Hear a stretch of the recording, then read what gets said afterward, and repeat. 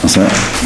Alright. Welcome to the Town of Acton, Planning Board meeting, May 20th, 2021 at 6 p.m. We're gonna table the minutes for today.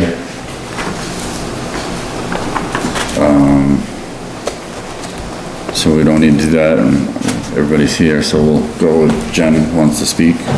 Just a couple updates from the Board of Selectmen, and maybe we should have done this a couple months prior, but as you know, we don't have any staff downstairs in the land use. We have for several months. We haven't been able to bring in anybody temporarily, so we've been doing our best to pick up all of the additional duties from the planning board, so we do hope we've been doing them in a somewhat pleasing manner for you. I'm proud to announce tonight that we have filled this land use secretary position. This is Actin Solar. She's going to be the land use secretary. Tonight's her first night. So we're going to take minutes together and just kind of slowly work her in. We also last night hired a code enforcement officer. We are not releasing his name yet as he's giving a 2-week notice to his current employer, but we hope to introduce him to you guys soon. Special thanks to Ben for helping us out, helping me out in the last couple months as we try to learn this department and help you out.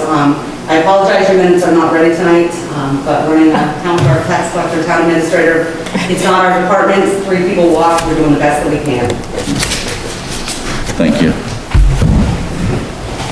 So we'll start with old business. York County Agricultural Association, Route 109 and 13th Street, map 241, lot 003. Joe, we have a seat for Joe. All right, and this new acting person. Come on up here and sit next to me if you want, Joe. Oh, boy. You're the lucky doing it tonight. Then you can use the microphone. I don't need it. Oh, this is their strategy to get you to shut up. I got a big enough mouth without the microphone.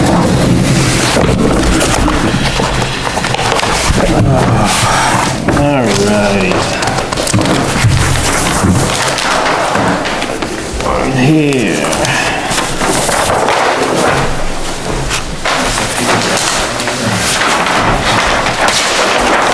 Thank you.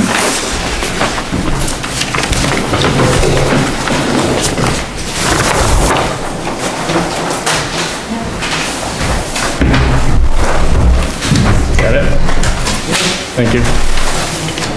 All right, you're outdoing yourself. I don't know about that, but I'm trying. Keep things moving. Thank you.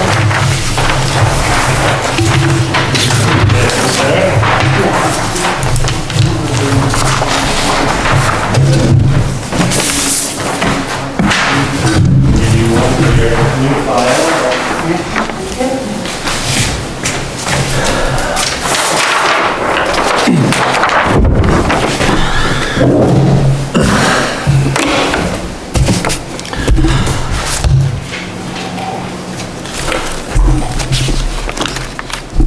All right. Good evening. Anyone who doesn't know me, Joe Stanley with Line Pro Land Surveying. Here representing the Acton Fairgrounds, also known as York County Agricultural Association property. For anyone who hasn't been involved in previous meetings, what we're hoping to do is create a parking space over on the northerly side of the fairgrounds, kind of continue an area where there's already been some earthwork that's gone on. Longer term down the road, the hope is to create just over 400 parking spaces, which would be a grassed area similar to what you see on the other side of the fairgrounds at this point, where there's overflow parking for larger events 2, 3, 4 times a year. The goal there would be to eventually eliminate parking along Route 109, especially after hours in the evening. We're proposing these spaces along with a pedestrian path that leads to a crosswalk and ticket booth heading into the fairgrounds. There plans to be a permanent light on the pole right there where that crossing would be, and then temporary lighting at any of those major events. We have provided survey work and topography at the site, and the kind folks over at Sebago Technics Engineering has provided us with a set of drainage and grading plans to appropriately create these parking spaces on the site. There's basically two areas where the stormwater is intended to be, funneled towards one kind of larger retention basin, which would allow the water to seep into the ground there, and then there's kind of a detail in the plan sets where there's a bit of a drainage structure planned at one other location. Since we last spoke, I have added that little pedestrian walkway to the plans. When we all last met on the site, it was requested that we show some monitoring wells just to make sure groundwater is not an issue as some of these, the earthwork proceeds. Our clients had no issue with that. I currently show 3 on this plan, spaced out kind of in different locations, but definitely open for discussion on the amount or the locations of that. Our client didn't, our client was actually sort of for that once we get into the discussion, just to make sure they never, created a situation that was adverse, or there was no standing water in any location there, so. Otherwise, I don't think a lot has changed since that particular site walk and the last time I met with you guys. Joe, what's, if I may, Chair, the lighting in the parking lot, that's intended to be temporary lighting, or there's not any permanent poles put in for? Correct. At those couple of major events each year, the plan is to, I don't know the correct terminology for them, but the little carts that almost look like generator carts that, with the pole lights on them. Yeah, that's the plan. I guess a couple of the fairground members have a good relationship with the company who does that, and they're treated very fairly on the pricing, so that and additional staff to direct the parking are the two major things that are planned at those larger events when use of this area is anticipated.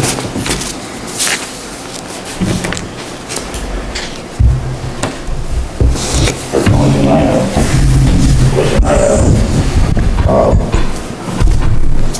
Myself, personally, it's been going on a long time, and I think it's about time to move forward with it. I know we have to make a decision whether or not we'll have another public hearing or not. Before we put all this stuff behind us, but I'd like to get it behind us.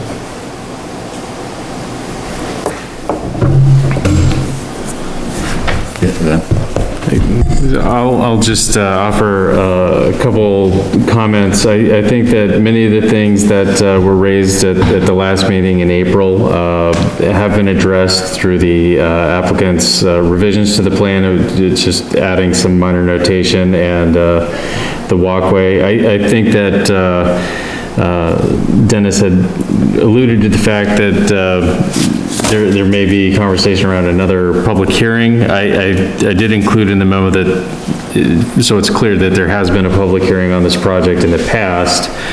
And there was a recent site walk, I believe that was on April 15th, just a month or so ago. I read your stuff, Ben. Yep. I read all your paperwork. Yep. So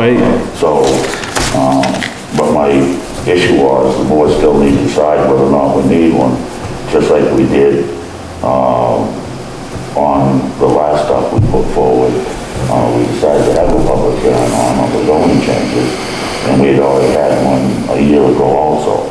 So that's why I said the board needs to decide whether or not they're going to do another one or not. agreed.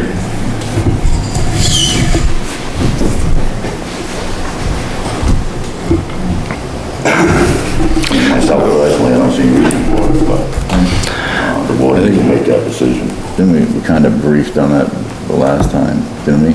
Well, The public hearing? yeah. So we did have that public hearing back, pardon me for not knowing the date. And then we also, Roger Ridley, who's associated with the fairgrounds, also went to the 13th Street Road Association meeting shortly thereafter to answer any questions with them and try to alleviate any concerns they may had. So we did reach out to the public in that way. Roger said there was some back and forth at that meeting, but turns out most of the concerns were just the association not wanting to see the road beat up, which, I can certainly understand, and Caleb and Roger gave him the assurances that would not happen, or if something did happen, they would take steps to remedy the situation as quickly as possible. And then mostly their concern was the piles of cars, people trying to park on 13th Street during the fairgrounds events, and that's something that the fairgrounds would also like to eliminate and hope that this parking lot helps significantly to address. But we are certainly, all for trying to help them with that issue and, putting up, temporary signage and things if we need to at those major events, because I think it's best for everybody. 13th Street doesn't have a super wide traveled way, and just, we feel like the layout of everybody parking in this lot and then being, kind of funneled into one walking path is just a safer and more organized situation all the way around.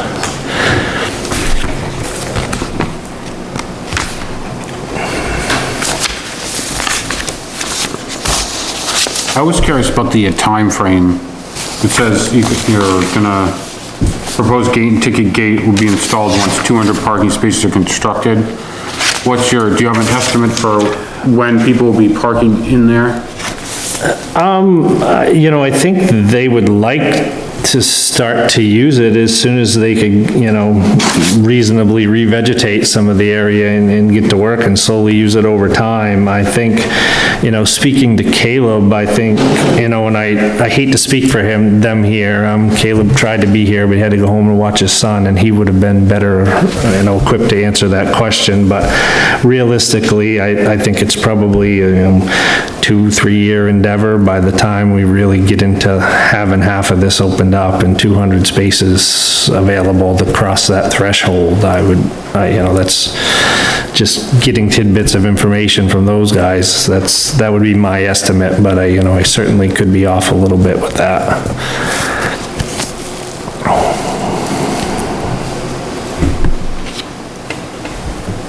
However, I would think that if we get this thing approved, if possible this year, if they could put 75 cars in there, there's nothing saying that, right? If they couldn't, what I mean? Right. We can hopefully have it fair this year.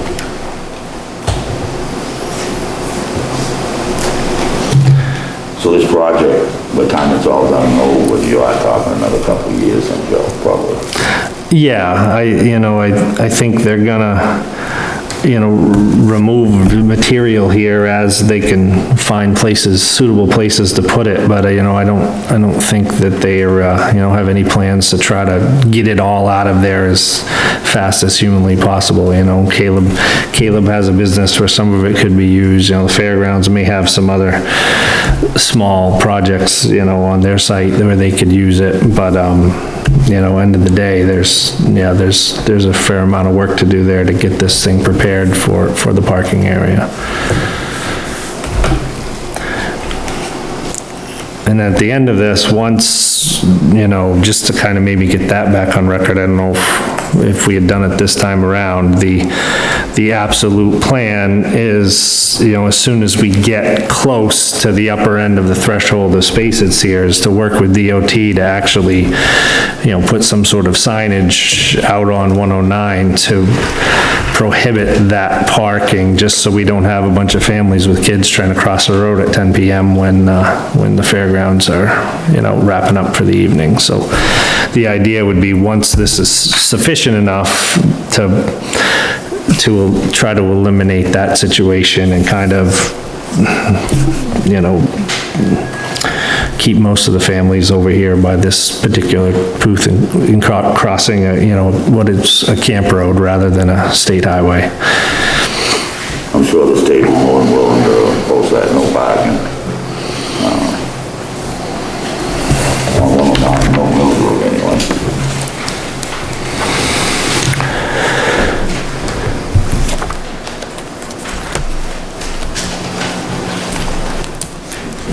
You wanna make a motion to skip over the public hearing? Yeah, I'll make a motion that, we don't have another public hearing. A second. All in favor?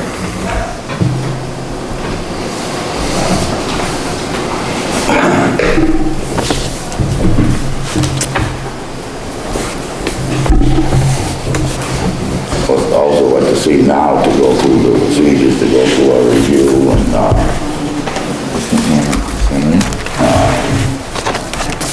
site plan review.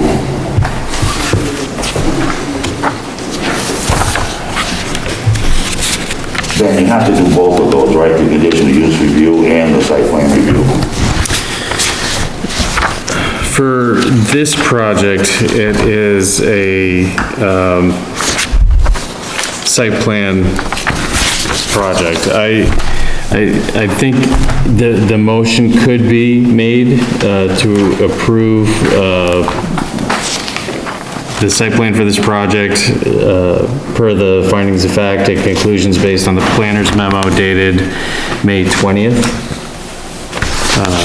Or, I see you've got your checklist out, if you want to go down through each conclusion individually, I think that's how you're used to doing it, that's fine as well. Well, what I wish we had in front of us was the, stuff that you put out then. To email. Yep. I can make hard copies if you like, but they were emailed. Do you like me to make some copies? No, I don't have my computer with me. Okay, take that one, I'll print off some.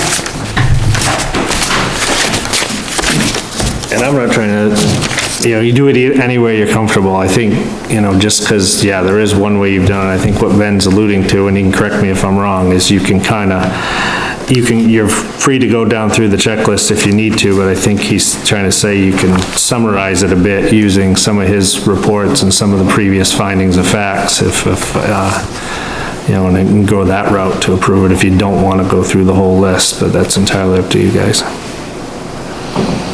And I appreciate what Ben's saying about my issue would be what has been past practice. And Excuse me, I didn't hear you. what is past practice? And one thing that protects a board like this, making decisions, is following past practice, and be consistent with everything you do. Even if it ends up being wrong, if you're consistent with doing it wrong, Might be right, but at least you're consistent. And it's when you're inconsistent, the way you're operating is where you get yourselves in trouble. That's just my opinion. The board is more than welcome to do it however they want to do it. I would recommend using both. Yeah. I mean, I don't disagree with what Ben did. It's a good guy, to utilize, obviously. But I just want to be consistent in our operations, that's all. And I think everybody would be well advised to do that. If you decide to have it outside, entity goes through these checklists and, just accept what they're saying in the future, and that's what the planning board decides they want to do from here on out. I'm fine with that too. It's just, you can't go back and forth. At least, I don't believe you should. might cause for confusion.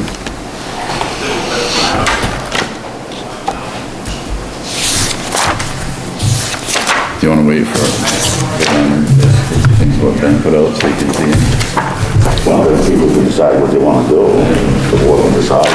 Yeah. I just like to have this paperwork in front of you, Chris, you know, I mean, Gavin doesn't have a computer. Right. I mean, that, I didn't bring mine, I mean, we never have, we've always had all the paperwork in front of us. Right. Mr. Chairman, would you like me to help read? Is that appropriate? Do you want to start with a Yeah, list? I'd no, be that's happy to fine. help. Yeah, that's fine. Anybody can do it. Move your microphone, move closer to your back. Make sure it's easy, taking that one. Usually yelling at me. So we're using the site plan review checklist? Yeah. Yeah. Okay. So, applicability of site plan review, proposed use. First one, construction and placement, new building structure and accessory buildings. Thank you. You're welcome, Chris.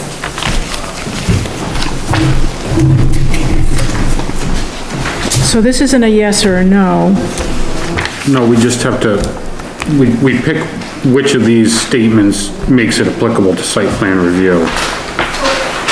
It wouldn't, you know, it only has to be one of One of them. these things. One of these things, okay. So each of us could do that individually? Then we have to read them out loud. Read 'em out loud, okay. Every option. Okay. Expansion of an existing building structure, accessory buildings, increase in the total floor area. Conversion of existing buildings or portion from a residential to non-residential use. Establishment of a new use, non-constructional, non-residential uses. Conversion of an existing use or portion to another use if the use is changing the basic nature of the existing use, increasing the intensity of impacts of the use.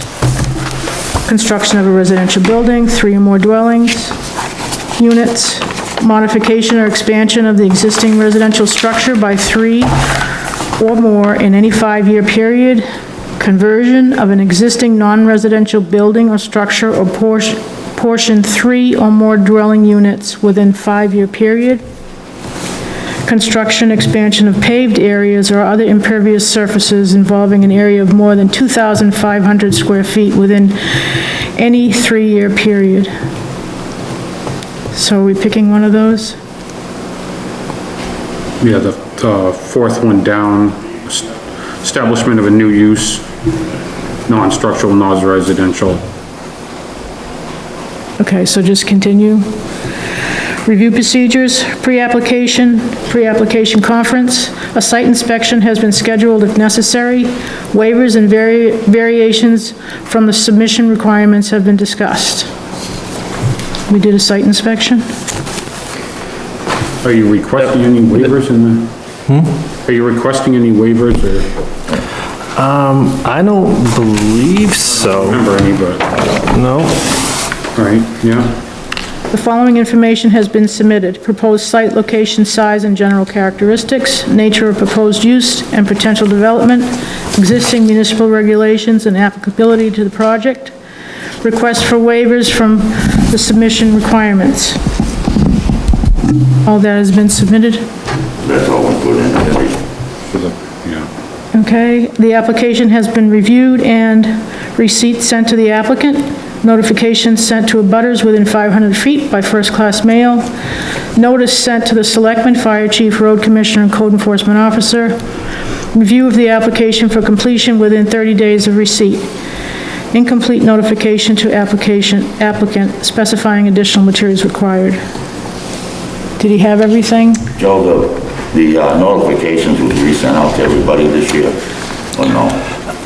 I don't know if they were redone when we picked the project back up. I know they definitely were at the beginning. They were all listed in I here. definitely spoke to the northerly and the southerly abutter here personally after the first round of notifications.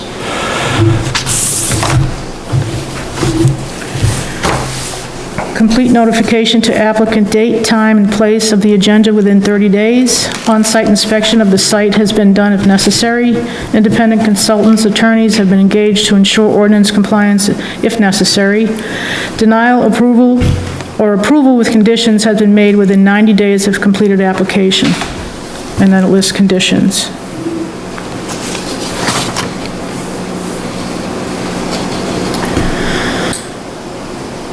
So those are things that you can add to this if you like as individual board members, but those are procedural steps that we're in the process of making right now. And I think on the next page probably is the beginning of the performance standards, the series of yes or no, will not kind of questions.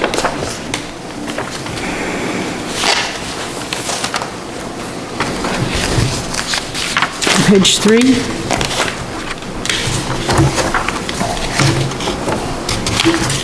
You see where those are? Yeah. It's page 4 in this book, approval standards and criteria. 6647, right? Yeah, What they should be, Mr. Chairman, is we're going through this, normally, it would be somebody, in the past, it probably was the secretary, would be checking these things off, so you have a document on what the findings were. Right. I can check them off, I can play second fiddle too. That's fine, I'm just saying, normally you have to have that, get the document to back up. I think, Say something sooner. That's okay. I think it happened last week too, or the week before, something. I think we could use this for that check off. Unless there was something that, you know, that we missed. yeah.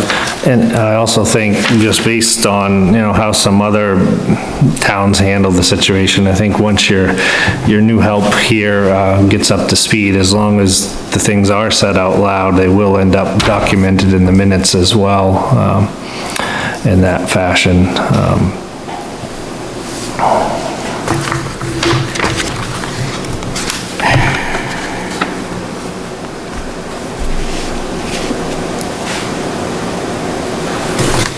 So if you look on page, if you look at the memo that Jennifer had passed around for folks, there's a section called Findings of Fact I see it. on page 2 that starts, and this, for each one of those performance standards in the ordinance, it provides a summary of the information supplied on the plans and in the submission materials and based on statements made during meetings, so that this is kind of the record of facts related to the project for each one of the performance standards.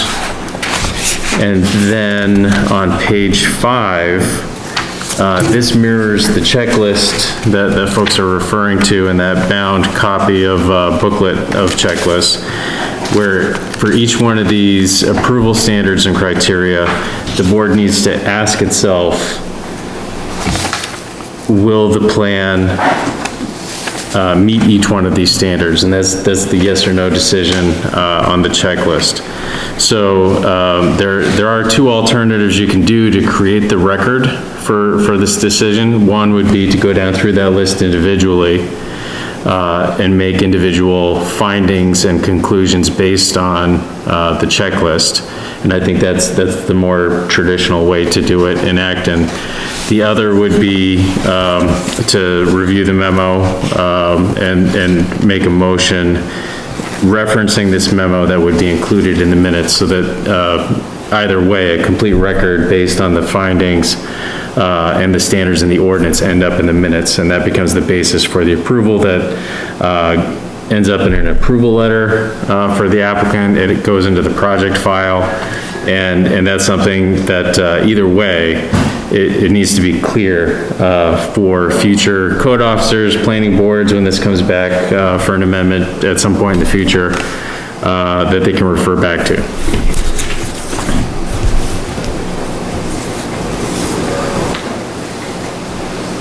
So I think either method would involve making a motion and then going down through either checklist or the adopting out of the memo. The findings of fact. Essentially, if there's any other discussion about the findings related to the plan, this is where we could make additions or changes to those findings, but it really should include a reference to the conclusions, which are based directly on the standards. Okay. You said that was on page 5 with the, So, Right, this starts.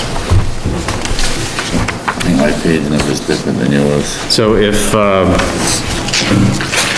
do you have a preference as a board for which method you'd want to use? I'd like to go through it. I don't mind if we pretty much just reference your memo. That's as we go totally- through it, but I do have some things to just add. Sometimes things come up as we read through it that people haven't thought of.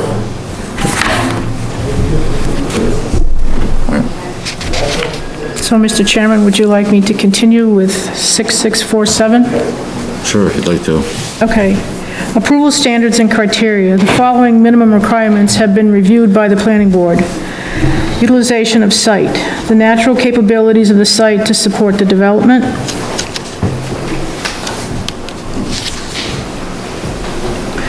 Building lots and support facilities are clustered in those portions of the site that have the most suitable conditions for development. Environmentally sensitive areas, wetlands, steep slopes, floodplains, significant wildlife habitats, fisheries, scenic areas, habitat for rare and endangered plants and animals, unique natural communities and natural areas in the sand and gravel aquifers are maintained and preserved. Natural drainage areas are preserved to the maximum extent. Appropriate measures for protecting these resources are included. What is the plan for, revegetating those steeper slopes on the, probably north side of the parking lot? Yep, great question. We had discussed, on site a little bit when Caleb was there, although we sort of had some separation going on, but, at a minimum, they're happy to, on the flat surfaces, the plan is a revegetation plan is a small amount of soil that, a couple inches, something like that, where, the grass and hopefully greenery will be reclaimed, yet it won't be muddy in a rain event, with 6-inch ruts, so we're gonna try to retain the integrity of the, kind of the gravel underneath it, but vegetate the surface enough, to allow for, good green growth there, more like a lawn grass field type area. On those slopes as necessary, erosion control mulch and some sort of ornamental bushes or trees have, definitely been planned. I know there were some specific suggestions that were made the first time around, and my apologies, I don't quite remember what those were. I'm looking at some of my notes here. If I recall, there might have been a specific type of bush or tree that you were looking for, Gavin, and I know we agreed to it, but I can't necessarily, but, There isn't really anything in your notes about revegetation, is there? yep. Did I miss it? No, I don't think yeah. there's a lot on here. I don't know, we usually like a 2.5 to 1 slope, not a 3 to 1, so I just wanna make sure the thing is gonna be stabilized.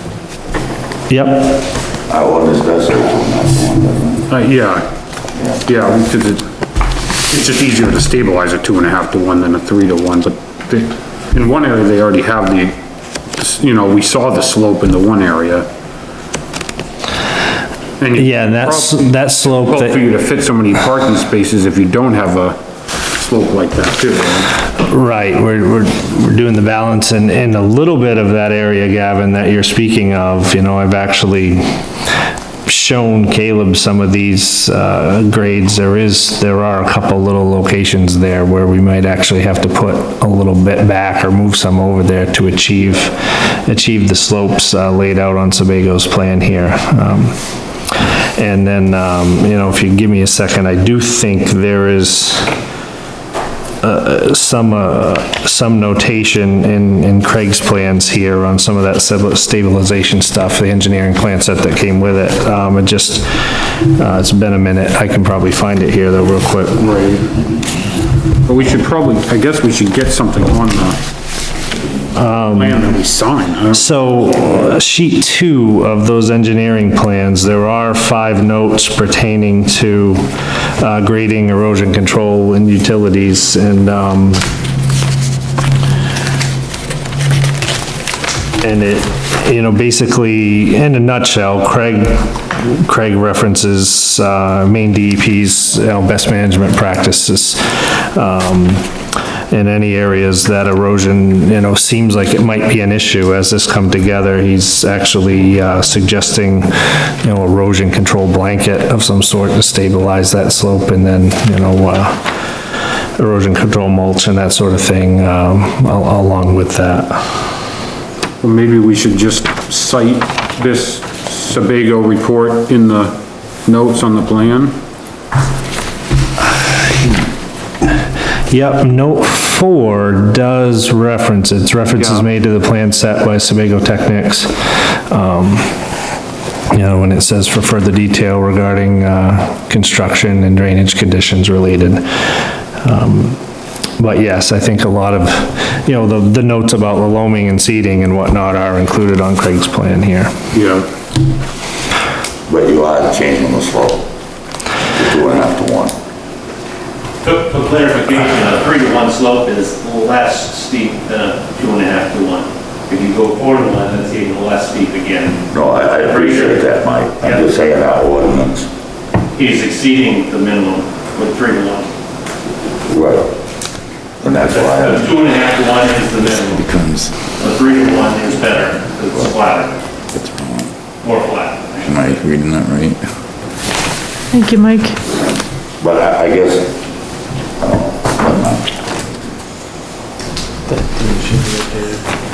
Are we good? Keep going? Isn't it now? Yeah. Our ordinance is what we're supposed to do. We can, We can make it less.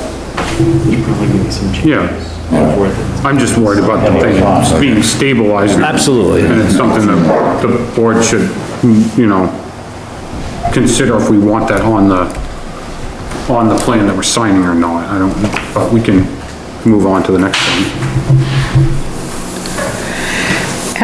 Adequacy of road system, the adequate capacity to accommodate additional traffic generated is provided, may be waived. A development not meeting this requirement may be approved if the applicant demonstrates that a public agency has committed funds, the applicant will assume financial responsibility. Access to the site. Vehicular access to and from is safe and convenient. Driveway proposed street is designed to the current Town of Acton subdivision standards. Points of access, egress, avoid hazardous conflicts with existing turning movements and traffic flows. Proposed drive/street grades are not more than plus or minus 3% for a minimum of 2 car lengths or 40 feet from the intersection. Intersection of access egress drive or proposed street functions.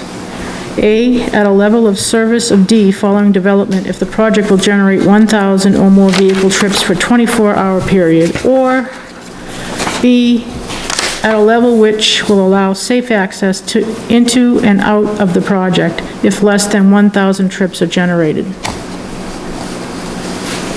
Streets with less potential for traffic congestion and for traffic and pedestrian hazards is used when the lot has frontage on 2 or more streets. Turning lanes, traffic directional islands, and traffic controls are provided when necessary. Access ways are designed and have sufficient capacity to avoid queuing. The driveway meets the criteria. Use which generates less than 100 vehicle trips per day has more than one two-way driveway onto a single roadway no greater than 30 feet wide. Use which generates 100 or more vehicle trips per day has more than 2 points of entry from and 2 points of egress to a single roadway with a combined width of all access ways not exceeding 60 feet. Site distances on townways conform with the current edition of the Town of Acton subdivision standards. just gonna have one in and out, right, Joe? Well, there's gonna be separate. It's one way in and one way out. Just kind of circling through the area. Accessway location and spacing. Private entrances, exits are located at least 50 feet from the closest unsignalized intersection with 150 feet from the closest signal intersection. Private accessways in or out of development are separated by a minimum of 75 feet where possible. Internal vehicular circulation. The layout of the site provides for the safe movement of passenger service, and emergency vehicles. Non-residential projects provide a clear route for delivery vehicles with appropriate geometric design to allow turning and backing for a minimum of wheelbase of 40 vehicles. Clear route of access are provided and maintained for emergency vehicles and are posted with appropriate signage, fire lane, and no parking. Parking layout and design provide for the safe and convenient circulation of vehicles. Roadways are designed to harmonize with the topographic and natural features, minimize filling, grading, excavation, or other similar activities. The road network provides for vehicular, pedestrian, and cyclist safety, all-season emergency access, snow storage, delivery and collection services. I did have a question, a couple questions about the traffic flow. One was, I think we should say something about the trucks entering and leaving, hauling the 135,000 cubic yards of gravel out of there. I know it's, you know, the parking lot itself isn't gonna generate extra traffic on a daily basis, it's just a few times a year sort of thing. But I was, you know, we're still trying to get a handle on how many trucks are gonna be going in and out of there over the course of the lifespan of this project. And it's still kind of unclear. I don't know, how long the project's gonna go on for, you know, how much material is gonna be moved at what rate. But there will be a lot of trucks going in and out of there to accomplish the removal. I mean, yeah, I don't have a number for you, Gavin, if you're looking for some sort of traffic count, because, you know, again, you know, my estimate based on recently talking to him was, you know, 2, 3, 4 years, somewhere in there, but I can see my notes from talking to him and back at the beginning of project, and they originally had estimated 10-year process to get all of that out. I don't think they anticipate, you know, there has been some of that type of activity going on there traditionally, and I don't think they plan on ramping it up any. I think they're trying to somewhat stay consistent with what's been going on there, but I couldn't tell you if that's been 2 trips per day or 10. I'm sure I could call if there is a specific detail. I'm sure Caleb's waiting for my phone call to see how this all went, so I could probably get him right on the phone and ask him if there were something like that. Just something we should point out, I guess. You know, that it is gonna generate some additional traffic. We're just not sure how much. Correct. I mean, yeah, like I said, there has been this sort of traffic even for the last, what, 3, 4 years over there anyways, and, you know, I don't think they would be against, you know, it's one of those things, I hate speaking for these guys, but, you know, I don't think they would be adverse to some sort of limit. If you guys said, you know, we don't want someday 100 trucks rolling out of here and causing chaos, you know, I don't think they're opposed to any sort of thing like that, but I don't think they know where this material is gonna go yet. I don't think they know how long it's gonna be. Like I said, I've heard anywhere from 2 years to 10 years on to get it out of there. And you think they plan to have equipment in there, like screeners or, crushers or anything that would, you know, that would aid in the removal, or is it just gonna be put in the truck and take it away? As far as I know, it's put in the truck and take it away. I haven't, you know, I don't think, I haven't seen, even what they have done there, I haven't seen piles of rocks that have indicated a lot of screening going on or a lot of big material sitting there. I think it's mostly been small material that they've been dealing with there.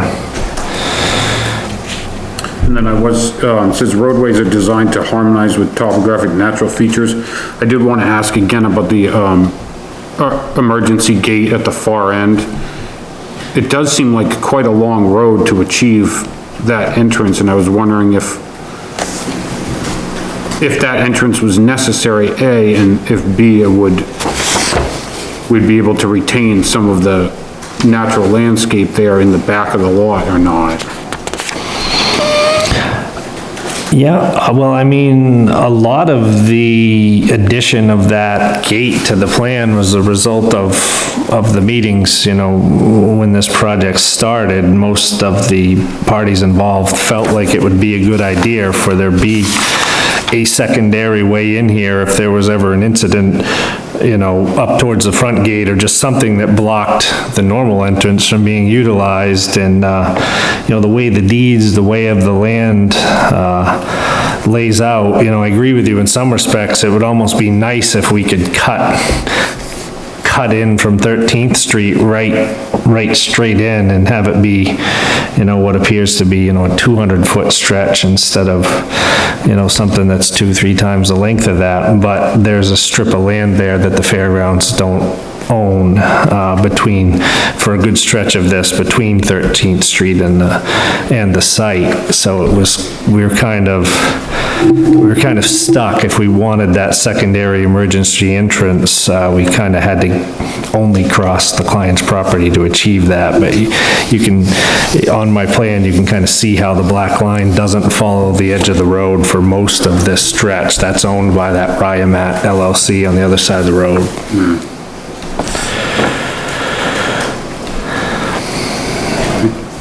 And hopefully that lower entrance will never be used. Correct. The plan is to, you know, keep it locked for the public, to have some sort of, you know, Knox box type setup so emergency vehicles could get in and out, but that would be it. Lots of times it's too hard for some of these emergency vehicles to get around the way they pack the cars in and stuff. I think it was just the thought of a straight shot through the property, so.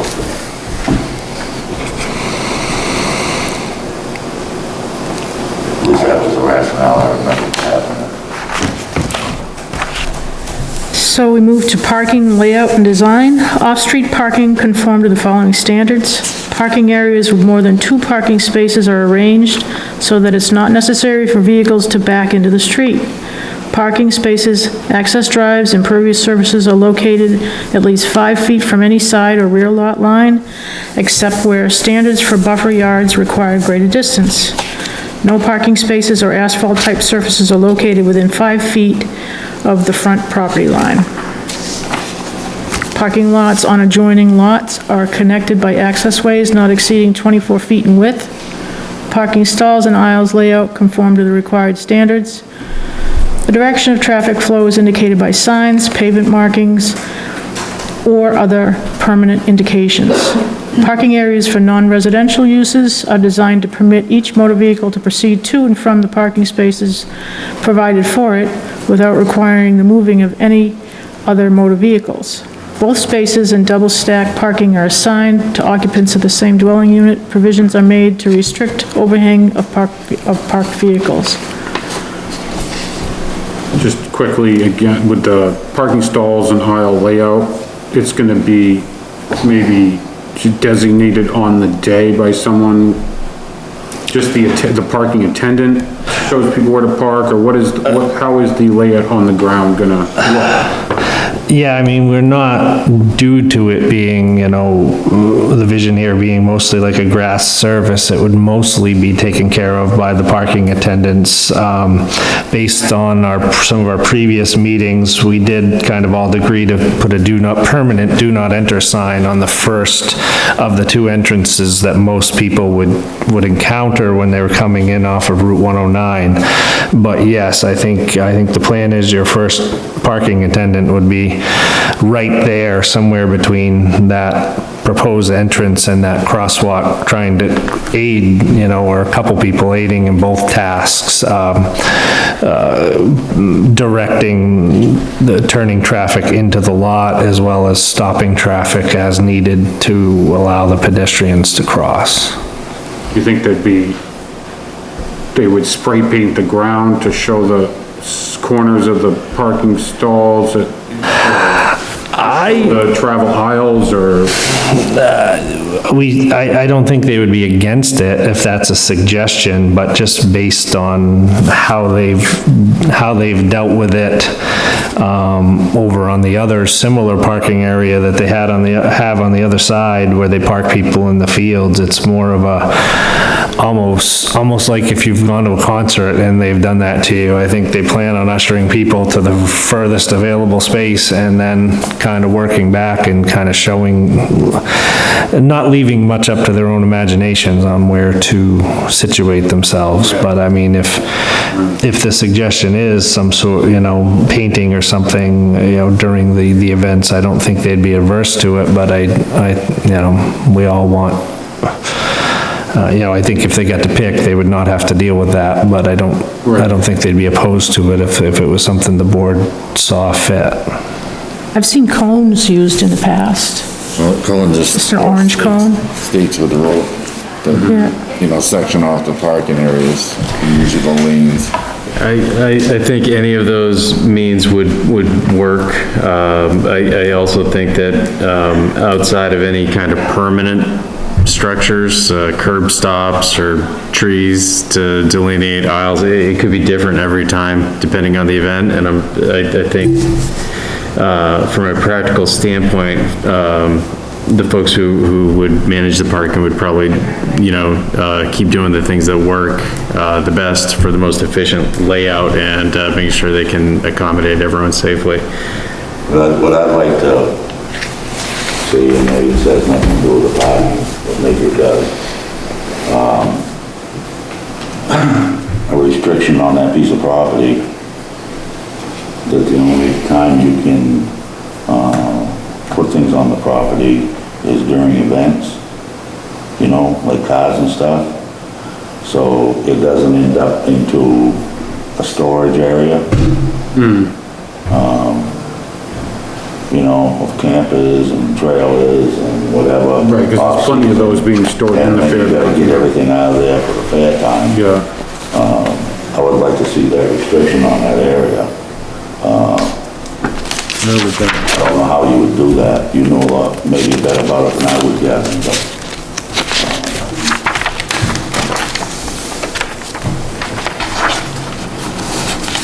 Well, we'd have to figure out where we could just fit that in as a, Yeah, I don't know. into this.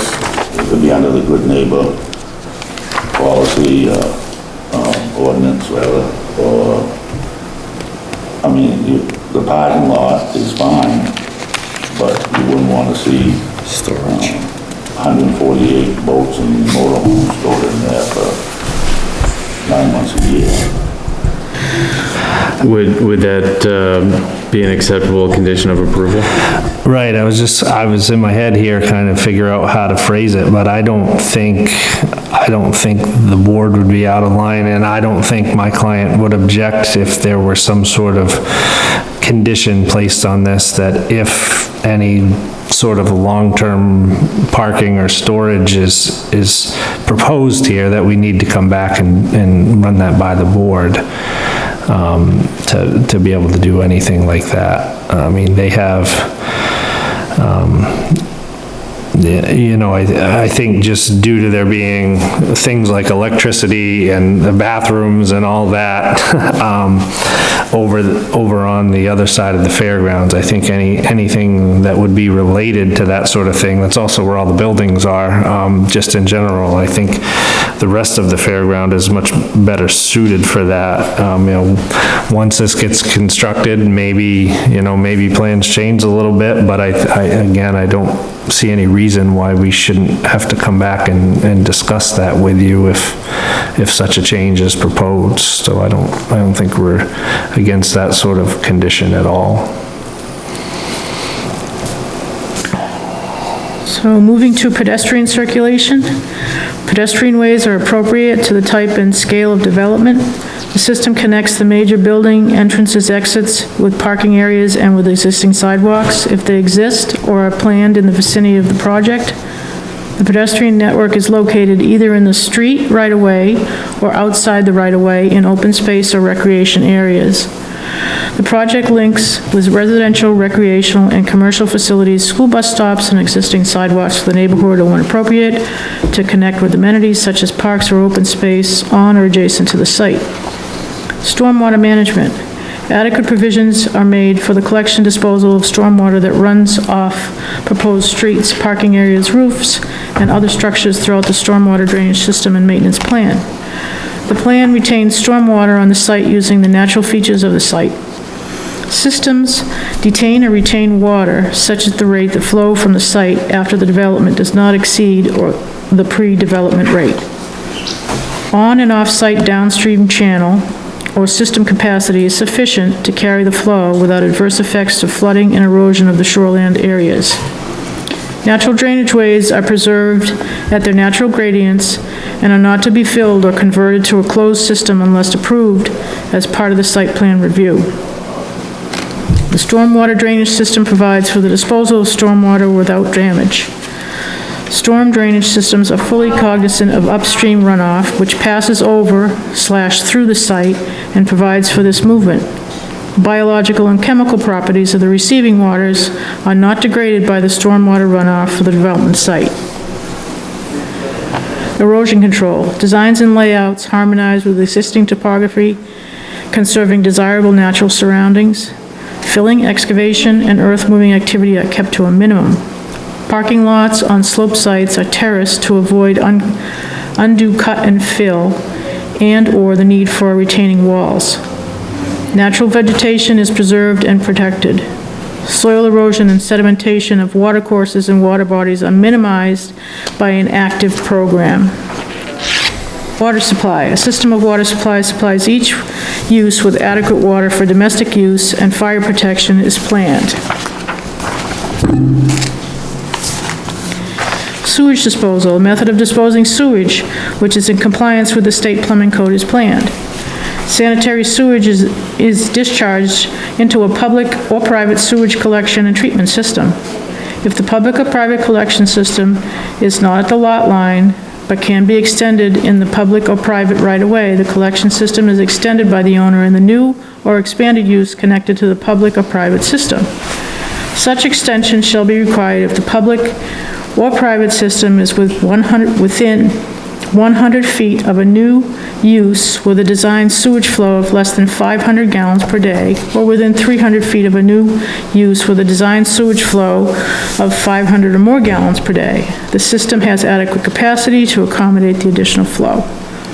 The planning board may waive this requirement if the use is already served by the properly functioning subsurface disposal system that is properly sized for the project, provided the connection to the public or private system will occur if and when the subsurface system needs to be replaced, which shall be confirmed by a licensed site evaluator or sanitary engineer. If the public or private system cannot serve or be extended to serve a new or expanded use, the sewage and on-site sewage disposal system meeting the requirements of subsurface wastewater disposal rules. If two or more lots or buildings in different ownership share the use of a common subsurface disposal system, the system is owned and maintained in common by the owners association. This really doesn't apply, but I'll keep reading. Covenants and the deeds for each lot require mandatory membership in the association and provide for adequate funding of the association to assure proper maintenance of the system. Industrial or commercial wastewater discharge to the public sewers may require pretreatment at the industrial or commercial. Utilities. The plan provides for adequate utilities to service anticipated use, screened from view to extend feasible underground if street and adjoining lots have underground. Natural features. The landscape is preserved in its natural state insofar as practical. Extensive grading and filling is avoided. Groundwater protection. The project does not adversely impact either the quality or quantity of groundwater available to abutting properties, demonstrates groundwater compliance with the state standards.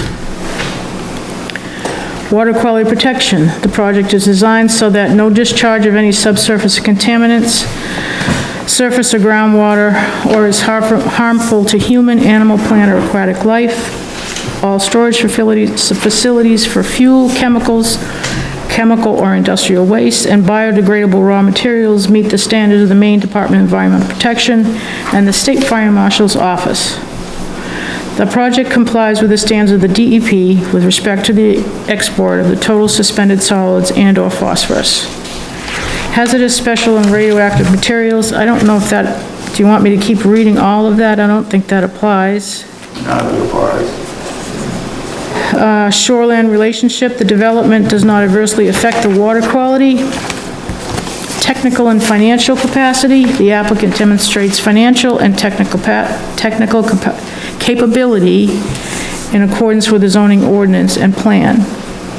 Solid waste disposal, the proposed development provides for adequate disposal of solid waste. All solid waste must be disposed of at a licensed disposal facility having adequate capacity to accept the project's waste. Historic and archaeological resources, appropriate measures for protecting any identified historic or archaeological resources are included. Floodplain management, development within the flood hazard is consistent with the town's floodplain management provisions. Fire protection, the fire protection standards are met at a minimum with either one of the following. NFPA-13, installation of sprinklers, including the most current revisions, or NFPA, standards on water supplies for the suburban and rural fire fighting. Post-approval activities, incorporation of approved plan, all construction activities conformed with the approved plan, recording of the approved plan, approved site plan is recorded with the York County Register of Deeds within 30 days of approval. Improvement guarantees, application. Improvement guarantee, a posting of an improvement guarantee has been made if required. The planning board has been notified of the completion or substantial completion of improvements. The planning board has reviewed the notification and approved, partially approved, or rejected the improvements. The initial guarantee has been released upon approval of improvements. Form of guarantee. Performance guarantees may be required using the following forms. Security bond from Maine licensed surety bond company, irrevocable letter of credit from a Maine licensed institution, escrow account, cash deposit either with a municipality or an escrow with a Maine licensed bank. So that's something we, usually when we have these sort of larger mineral extraction projects, we get an escrow so that we can have money to revegetate if the owner doesn't follow up, so to speak. And something we should consider if we want to. I mean, it goes along with the revegetation. We need to figure out how serious we are about revegetation on this project, and do we need to get an escrow account? Do we want to get verbiage about the reclamation and revegetation on the notes?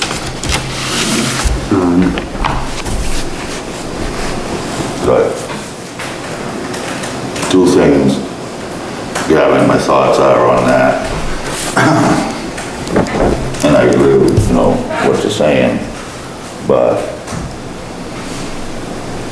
I guess what the fairgrounds is doing is applying, for conditional use on making a parking lot. And I realize they gotta extract gravel to make the parking lot, but I don't know if the same rules would apply because they're not applying for gravel extraction permit, you know what I'm saying? Well, that was another discussion we started to have, was Yeah. whether or not it should be 2 permits. Yeah. One for the mineral extraction, 135,000 cubic yards, which is more than some of the pits that we look at that we require an escrow and give, condition them on a mineral extraction, so. I don't know, I mean, I'm mostly concerned about the slopes on the side of the parking lot, just what's gonna be done with those and how secure we feel that the thing is gonna be reclaimed properly. Yeah, we just put a condition in there, right? To that, I mean, we have a couple of what your concerns really would be. At least when it comes to that aspect of it. So you don't feel like a bond, so to speak, an escrow account is necessary? No, I think we just put it in a condition, and if the condition isn't followed as they proceed with the project, then I suppose that, then code enforcement will revoke their permit and make them come back and revisit the conditions. If they don't follow the conditions that are in the permit. You know what, you hear what I'm saying, Joe? Absolutely, it's a, somewhat unique situation here, this is we consider to be an allowed use on an agricultural, type property, so it's a little bit different, than your normal situation, and, to be truthful, maybe that's not how I'm supposed to phrase it as a consultant, but I can almost see both sides of this particular part of the discussion. A lot of times in the past, when I've dealt with those escrow and bond type situations, it was often more on the development side of things, because they were worried someone was gonna take their money and run, so to speak, and not be there, not be accountable, not even be involved anymore. In this case, I think you've got a very long-standing landowner here that's not going anywhere and is very motivated to work with you guys, and, so's Caleb in that regard.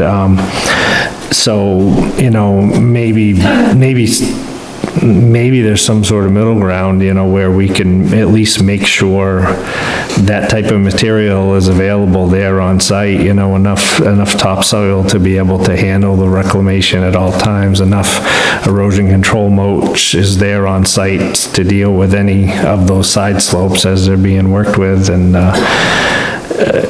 I certainly, on the same side of things, the fairground isn't necessarily big business. They're doing a lot of these events and stuff just to stay afloat, so we're hoping, if an escrow is decided upon, that it's not, not a huge number, but at the same time, I certainly, on this one, understand, Gavin bringing up the issue and looking for some sort of assurance or middle ground that this stuff gets taken care of. So, it is, a lot of that stuff is spelled out in Craig's plan set, that's just, which is referenced on my plan, and will be part of this approval and part of the, the minutes and Ben's notes here, so, again, we're hoping that we don't have to go through that process, given the unique nature of this, but we certainly understand if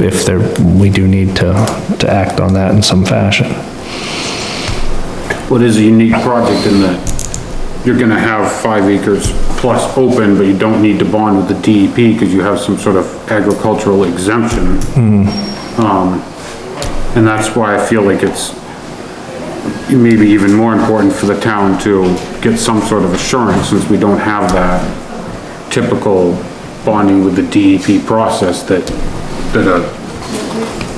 I don't know how many acres open you're gonna have on your 16-acre site, but it's certainly more than 5.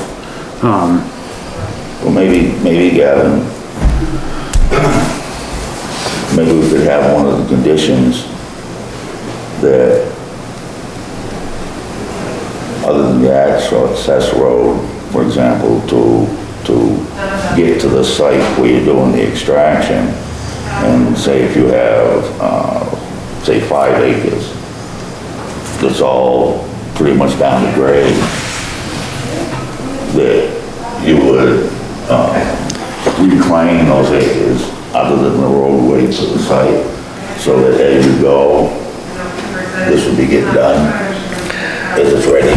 Right, maybe, you know, I don't think anybody wants to envision, you know, 8 acres being open here at once. You know, there are some slopes to deal with, so there's a fair amount, but certainly, even functionally, having it ready for the events every year, you know, we don't, if the first third of this gets finished to grade, you know, we certainly want to reclaim that as fast as possible before we move on, you know, 2 acres down the way. So, I mean, I think we'd be more than happy, and it's certainly my client's intent to, you know, if we wanted to almost split it into thirds or quarters or something like that and say, you know, you can't finish the first quarter before you go to the second quarter, or do it in thirds, something like that, where, you know, we don't start on the second section of this, if you will, without appropriately, you know, to maybe code enforcement satisfaction, reclaim and grade and reclaim the first third of it, you know, something along that nature. We certainly, because again, functionally, that's what's gonna make sense too. Once let's say the first third of it is done, we wanna get that seeded, ready to go, so people can start to use it, you know, and the vision here is to be able, you know, the side slopes, having, you know, the mulch, blankets, bushes, stabilizing those side slopes, but, you know, maintenance wise, you know, I think they'd like to be able to, you know, mow it basically, so, you know, we'd like to get to that point quickly ourselves. That's basically what you're looking for, really, Gavin, is that they would, so there wouldn't be left to be whatever. If they did this here before they moved on to like Joe said, stage 2. Right. You really wouldn't need an escrow account, because this would guarantee that before they go to the next 50,000 yards of material, this stuff here is gonna be all. Right. That's what you'd like to accomplish, right? Yeah, I think we probably need a note on you know, revegetation note that lays that out, the timeline for revegetation, and maybe cite, you know, references some of the riprap details on the slope, or just some of the details they're gonna use on the slope, whether it is gonna be bushes or it's gonna be all grass, and we'll just get that as note 11 or something like that. I mean, I think we're definitely on the same page with most of that, and I'm certainly willing to agree with it. I guess my hope is that we could somehow address that issue with more of a finding of facts and conditions, just so I don't have to redo a set of plans just for that particular note. If we can handle it here now instead in some fashion, that would be preferable to us, but Yeah. I'd be willing to go it that way. Well, we do have the, one other note Dennis wanted to put on with the no storing of vehicles in the parking lot. I mean, I'd like to see that on the plan itself too, not just in the, not just in the paperwork, because this is just kind of more of a reference than it's not what we sign. Whatever you guys want to do is fine with me. Yeah, I mean, I think those are the only two things that I would add to it. Is there I would, anything else that we could put on there? I would offer up that the erosion control plan and the stormwater details, the riprap areas at the locations where you might have channelization of water coming over the slope are all part of the plan set and part of the approval. I think that if there were gonna be a condition offered up for any of this, it would relate to, kind of the idea that Dennis was talking about around timing or phasing of the project as opposed to the specific pieces of the plan that are already part of the record, even though they're not on the sheet, is still part of the overall submission. I guess what Gavin's talking about is this here we're taking and recorded over in Alfred. So somebody wanted to research, whatever, town's records, even though they're supposed to be, there. Lots of times you can't find stuff, or it gets misplaced or disappears or something, with the registry, everything's there. I mean, this is the town's records can back up what you have at the registry, but I agree with Gavin. I think it'll be on the conditions ought to be with the rest of them on the plan.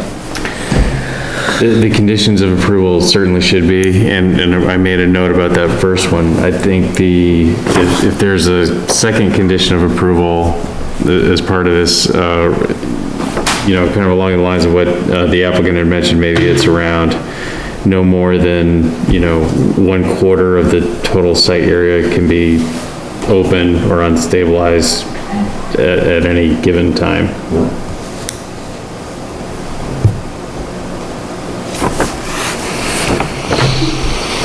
So wording makes sense? Yeah, I mean, again, we, happy to agree to those things. You know, I was hoping to be able to deal with this in some fashion that didn't require the revision just for that. I mean, there's pages of engineering details here, for instance, that also aren't gonna be on record at York County. That's why the file and the minutes are so important. So, you know, if that's what we need to do, that's what we need to do, but if there is an alternative to having to come back just for those two notes, I'd love to explore it. I have to say, this is typical Dennis Long. I agree with what Bill's saying too. Just like I think what Gavin's saying.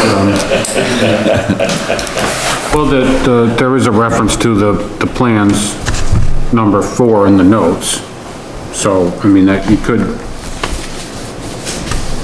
it's, you know, it's not explicit, there's nothing about revegetation, but then, where would we fit in your,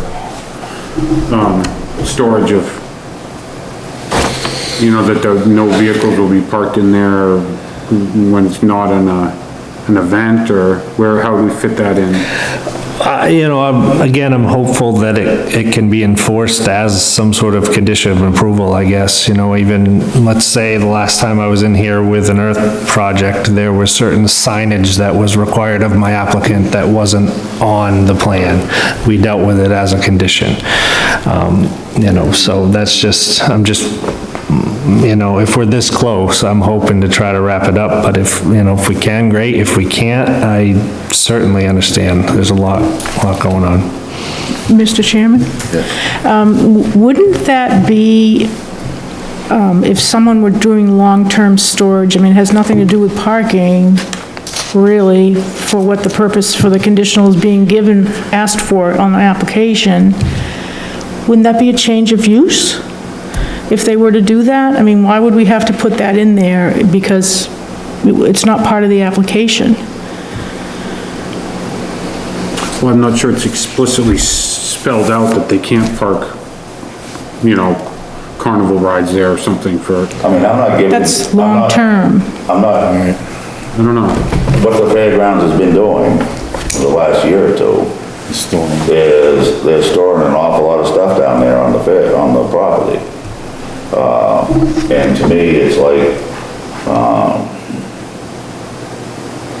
to me, it's an eyesore. Right. I was gonna say, John. And to create, the same situation on the people on 13th Street that goes in and out of there, I don't think it's fair. I don't think it's right. Right. And that's why I think that there should be a restriction. This is why normally when we do things, like when we approved the boat storage facility, you couldn't see anything that was stored there from 109. That was a addition. And I just think it protected town and the good neighbor ordinance and stuff like that. I just think it can have the real potential to not look good. Yeah. Well, I'll give you, you just coined it this, I'll give you the Dennis Long response to that. I sort of agree with both of you. I do think that, the board is right to sort of prohibit that, feel like that would be a change of use, but that, I guess, would also be my argument is, if somebody sees that, that is a change of use, that is a violation, that is a, hey, I can call code enforcement and get them to stop that, even without having to put it on the plan. You guys have only approved, if this gets approved, a parking lot, not a storage facility. So if any of you do witness some other type of use like that, I don't think it's out of the realm of what code enforcement can already come and put a stop to. So again, I'm happy to, I don't think there's any reason not to agree to it. It's just a matter of, is it enough of an issue that you guys feel like I need to bring the plan back that says it, or can we put it in the conditions or that? I'm fine with putting it in the conditions. Because technically, is it a change of use? They do store stuff. Yeah. So there are only three items left to read.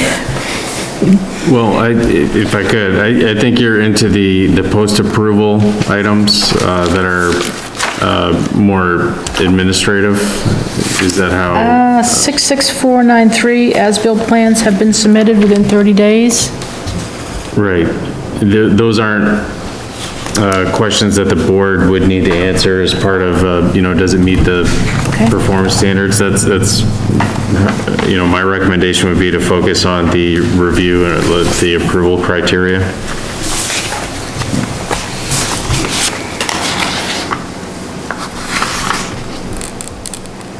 I think what Ben's saying is that from that point on, normally,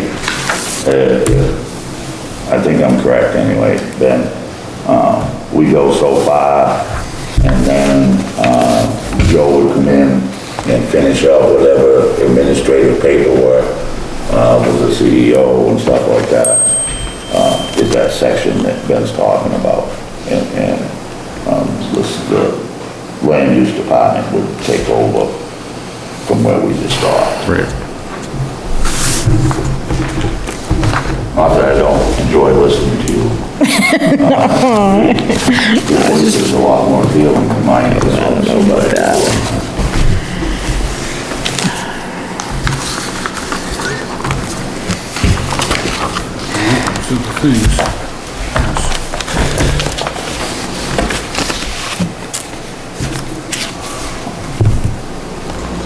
So you explain to the board what the next step is, Ben?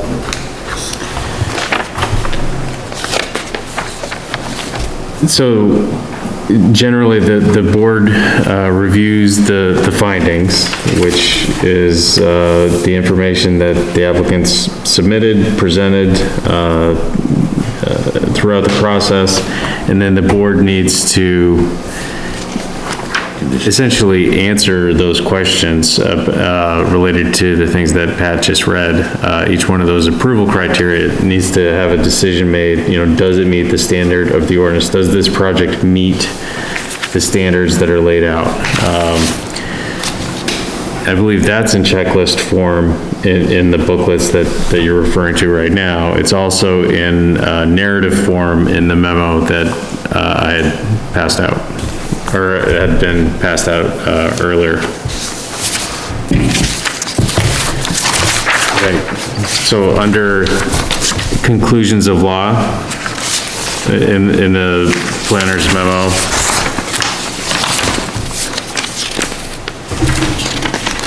Page 8 is talking about. Yeah. I'm not sure the page numbers are the same as the version I have, but it is at the very last section of the last 2 pages. Conclusion of law. Would you like me to continue reading? Like to. Okay. Conclusion of law, site plan review. Excuse me. The plan for development will reflect the natural capabilities of the site to support development. Number 2, vehicular access to the site will be on roads which will have adequate capacity to accommodate the additional traffic generated by the development. Number 3, there will be safe and convenient vehicular access to and from the site. Number 4, access ways into the site will meet the standard outlined in the ordinance. Number 5, the layout of the site will provide for the safe movement of passenger service and emergency vehicles through the site. Number 6, off-street parking will conform to the standards outlined in the ordinance. Number 7, the site will provide for a system of pedestrian ways appropriate to the development. Number 8, adequate provisions will be made for the collection and disposal of all stormwater runoff.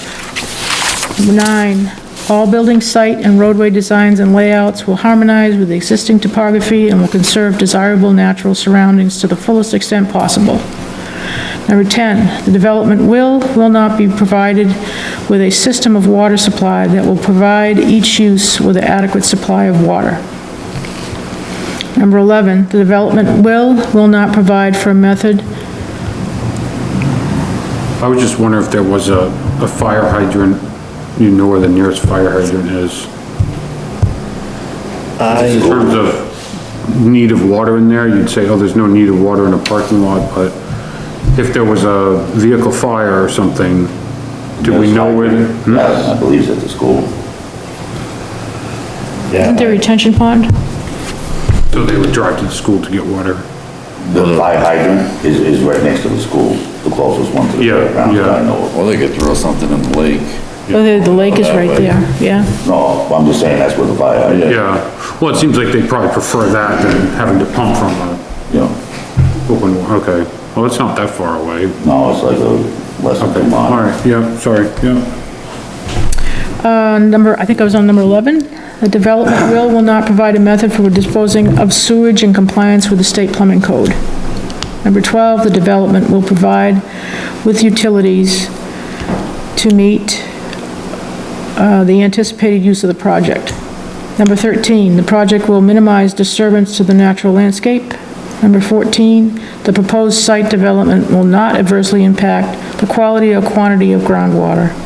Number 15, the project will not contaminate, pollute, or harm water quality. 16, the project will not include or store any hazardous or radioactive materials. Number 17, the development will not adversely affect the water quality of the shoreline of any adjacent water body.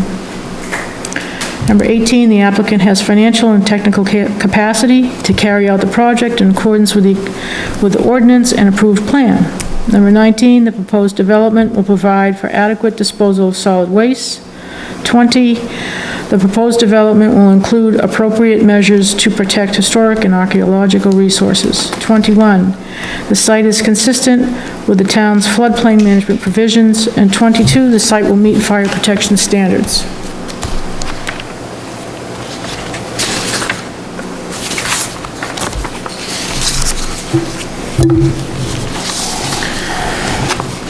So what Pat just read are my answers to those questions, the conclusions of law based on the findings that appear earlier in the ordinance, earlier in the staff memo.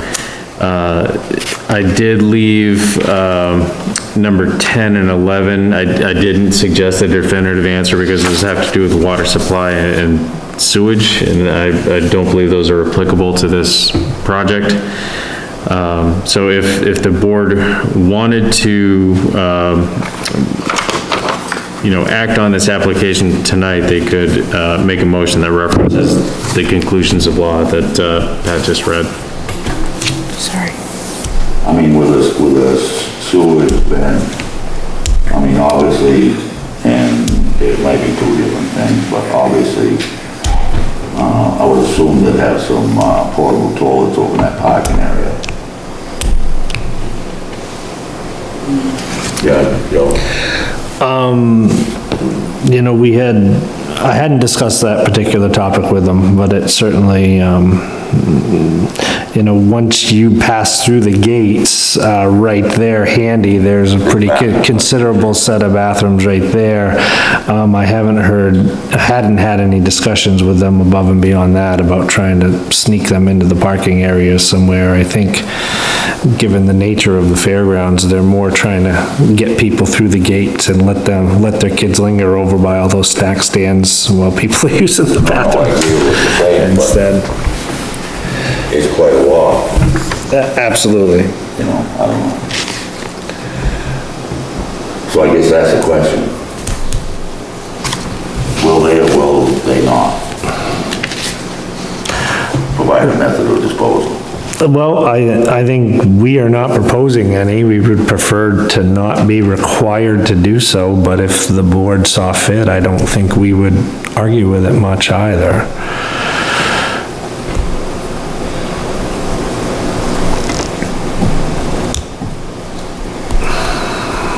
What number was that, Dennis? 11. Number 11.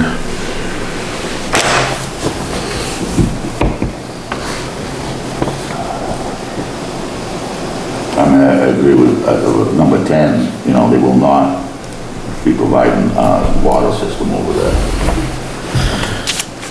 So I think we need to make that clarification one way or the other. I think they both will be, will not. Will not. I agree. Yep. Rest of the board does. But now you're up to the portable toilets.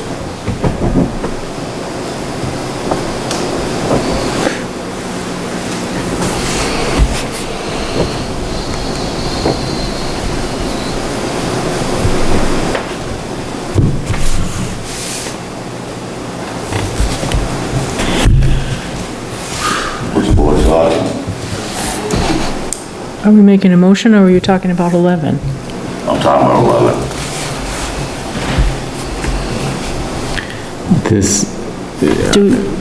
Do we make a motion for that? I'm confused. No, we just need to make a decision. Oh, I would say, Like, do we feel like they need portaloos? I don't feel like they Required or do. not? I personally The bathrooms will not. So whatever the board wants, I guess we have to decide one way or the other. I don't think we need to put that for bathrooms on there. Most likely they'll just get tipped over anyways. So everybody agrees? Yeah. Yes.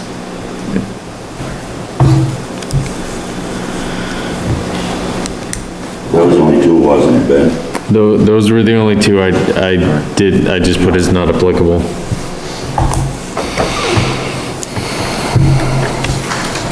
I'm all set to move on to the next stage here.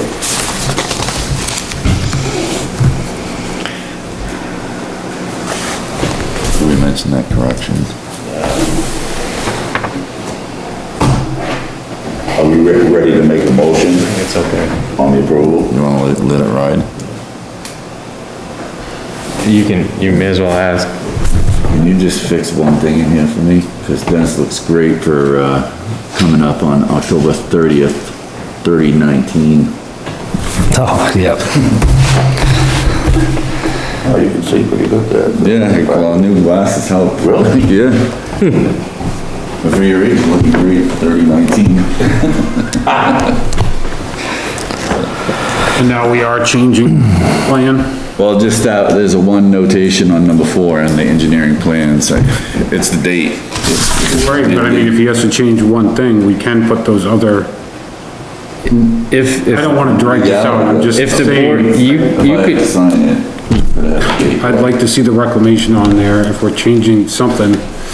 I mean, I'm just saying, the board could vote on a plan with conditions this evening and not sign a plan this evening until it's been updated. right.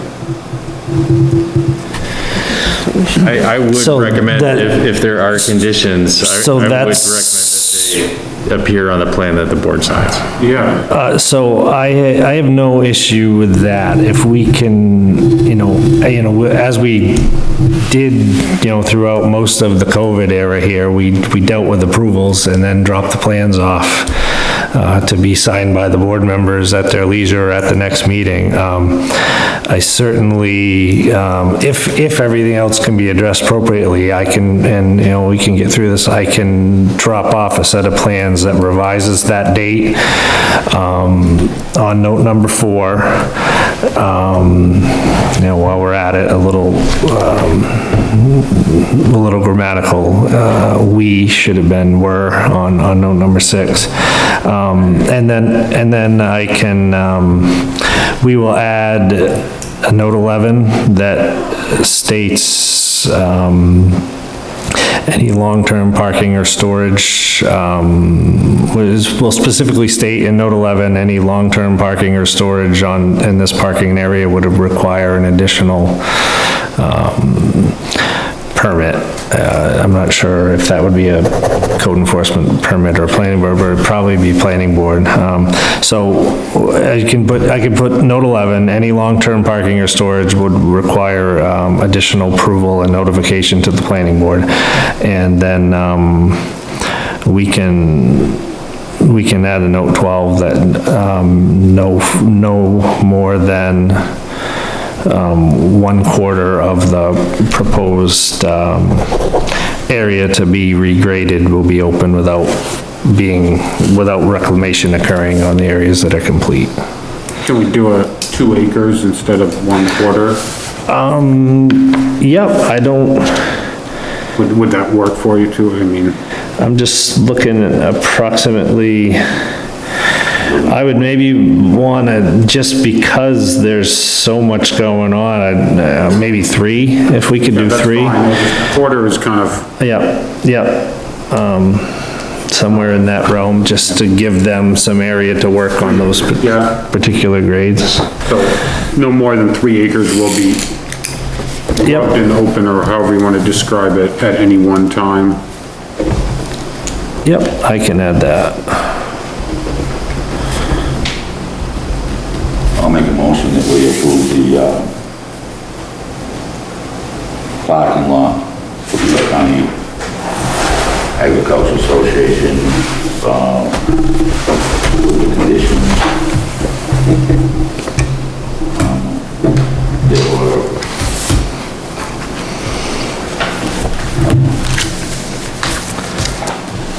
With the 4 note changes that Joe just stated on record. The date, when, where, and storage, and 3 acres. Second. so that's my motion. Maybe you say like, side slopes will be revegetated in accordance with the plan, the engineer's plan, or you feel like that's redundant? I certainly don't mind, Gavin, if I'm already gonna be writing the, Yeah. if I'm already going to be writing note 12, revising that, I certainly don't mind referencing specifically be revegetated and graded per the grading erosion control notes on sheet 2 of 7 of, this Pinkham and Greer plan referenced in note 4, or Pinkham and Greer, rather, Sebago Technics, that's where Craig used to lurk, Pinkham and Greer, sorry. But yeah, I certainly don't mind adding that specific, emphasis to that note 12.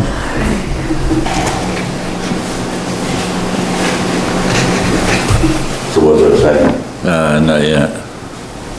A second. All in favor?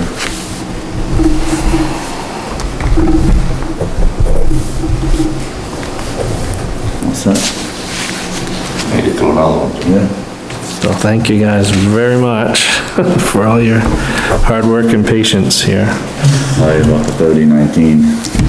Oh, it's all right. I think it might have been a blessing in disguise, we all got what we kind of wanted with that revision. That other spelling out, so. Yep. Yeah, That was bothering me. Tell them if I can see it from here. Thank you very much.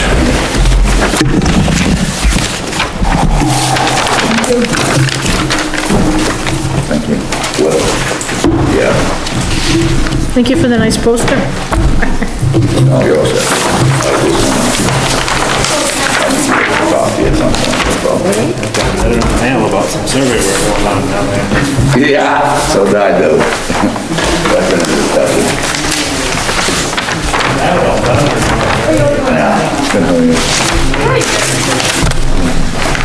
Good evening. This volume, 39, really, I just see it and I keep looking at it and I'm like, I gotta say something.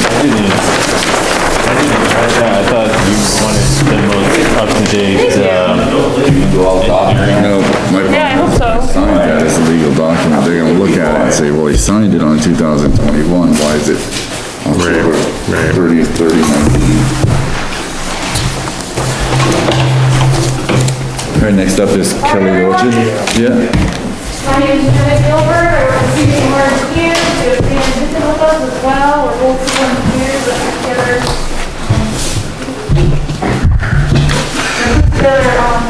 Jenna. Plans that you've seen that we submitted for last month. For a 2 3/4 megawatt AC solar array, being put together by Actin Solar LLC. And I just passed out some slides and the memo that Ben Smith put together. Thank you, Jen, for printing those out for us.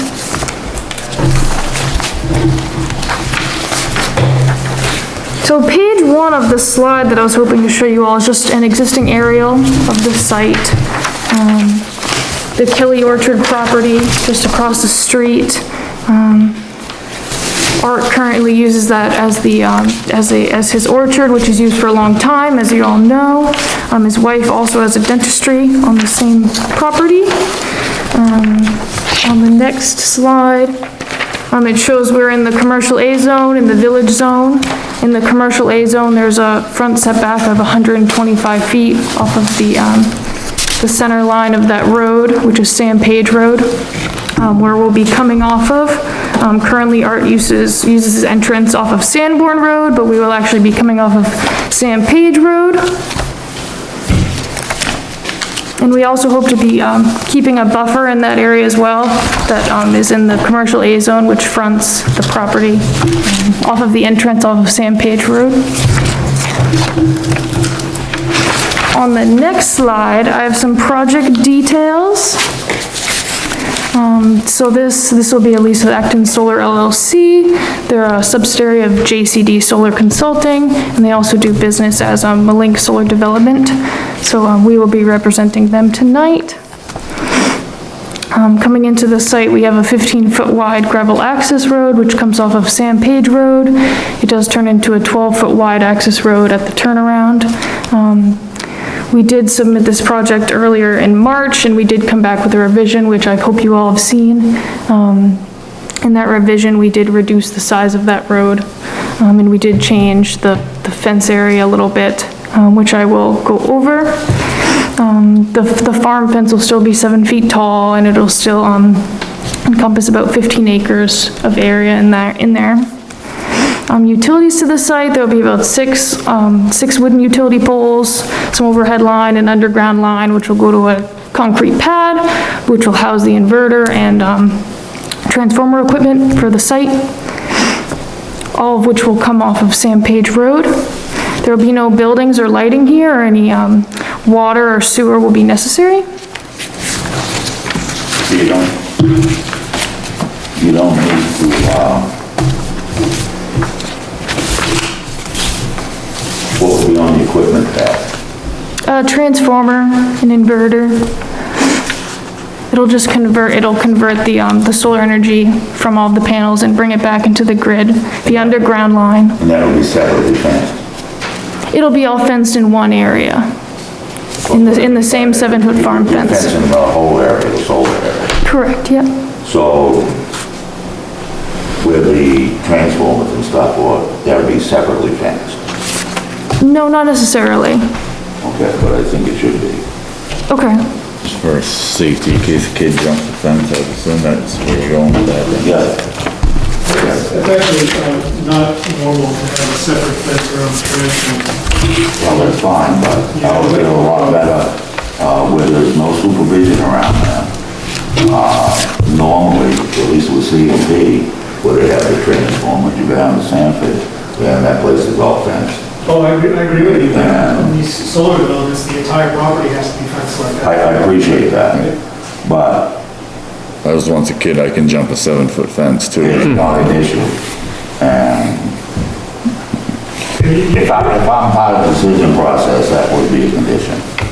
So you're recommending a 7-foot fence around the transformer as well? Oh, yeah. Yeah. I mean, it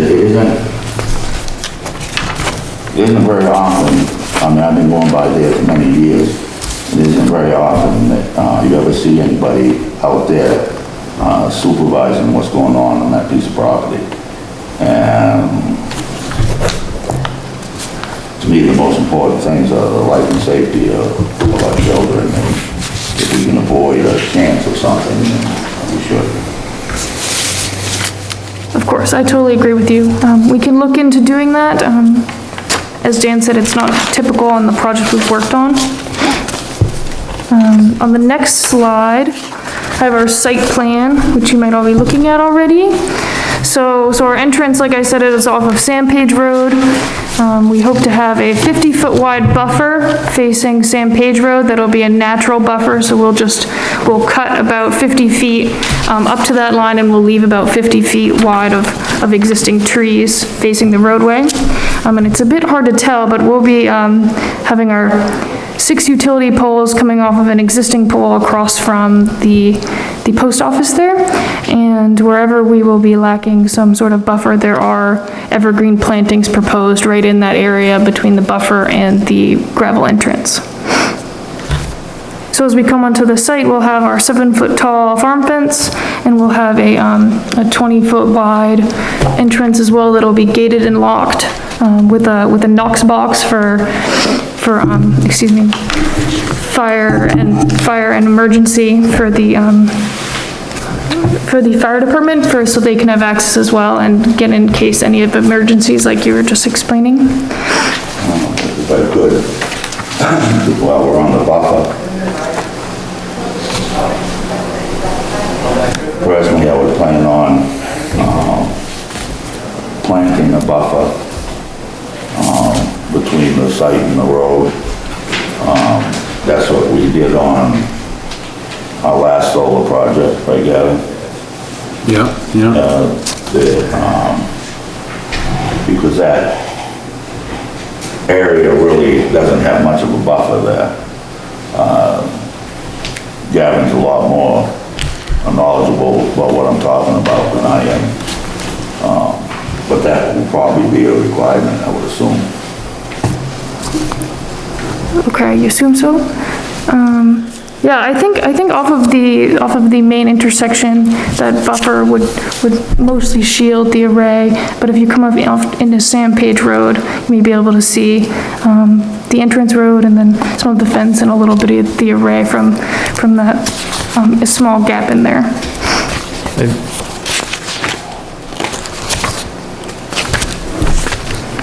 So inside of the 15-acre fence area, we'll be revegetating in there.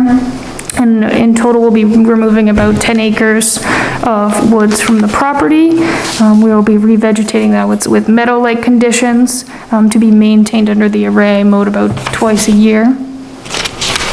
Between the fence line and the proposed tree line, there will be stumps remaining, so we won't be impacting any of the wetlands far east of the proposed array. But we will be indirectly impacting 6,440 square feet of wetland, which the DEP considers indirect impact since we're not technically disturbing the ground. We'll just be clearing those trees and leaving stumps.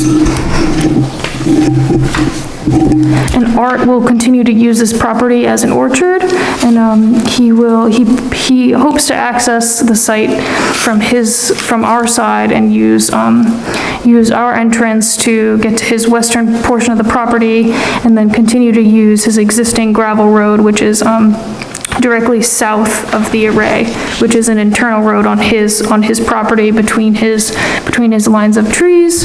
And so he will continue to maintain his orchard that way and continue to access the site from Sanborn Road as well. So you'd be having a gate in the fence that you're encompassing the project. Yes, yep, yeah, all 7 feet tall. Be two gates. There, Coming off Sand Page Road and another one going on the backside into the orchard.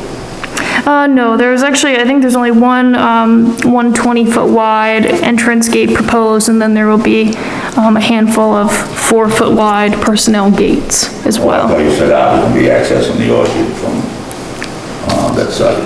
Oh, from Sam Page Road, he hopes to just access his property from another side as well when he needs to.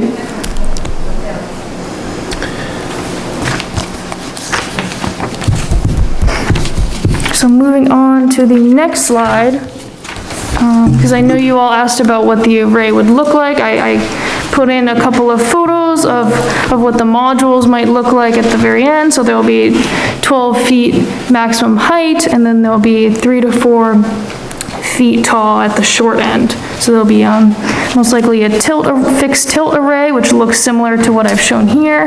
Manufacturers will vary somewhat, but it'll look generally like what I've shown here.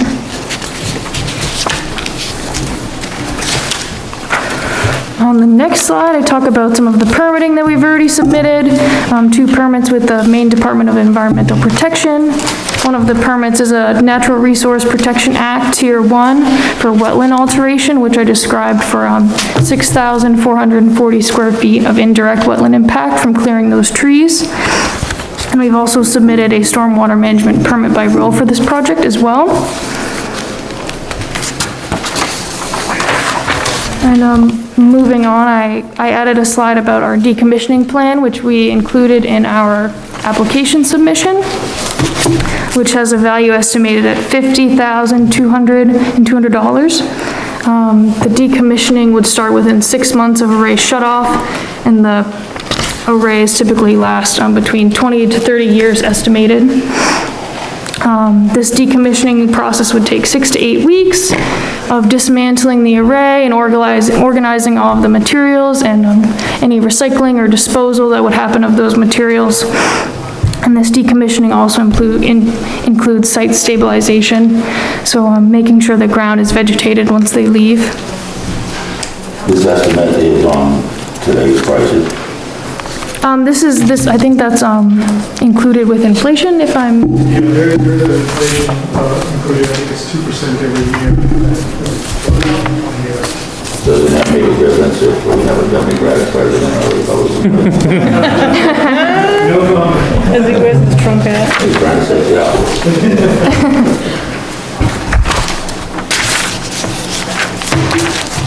So you understand then with that, if the board says that there would be a $50,000 escrow account set up. Yes, I saw that at the end of the conditions of approval. Right. Actin Solar would like to request on the option of a bond as well. Right. This is just my opinion. Bonds don't work.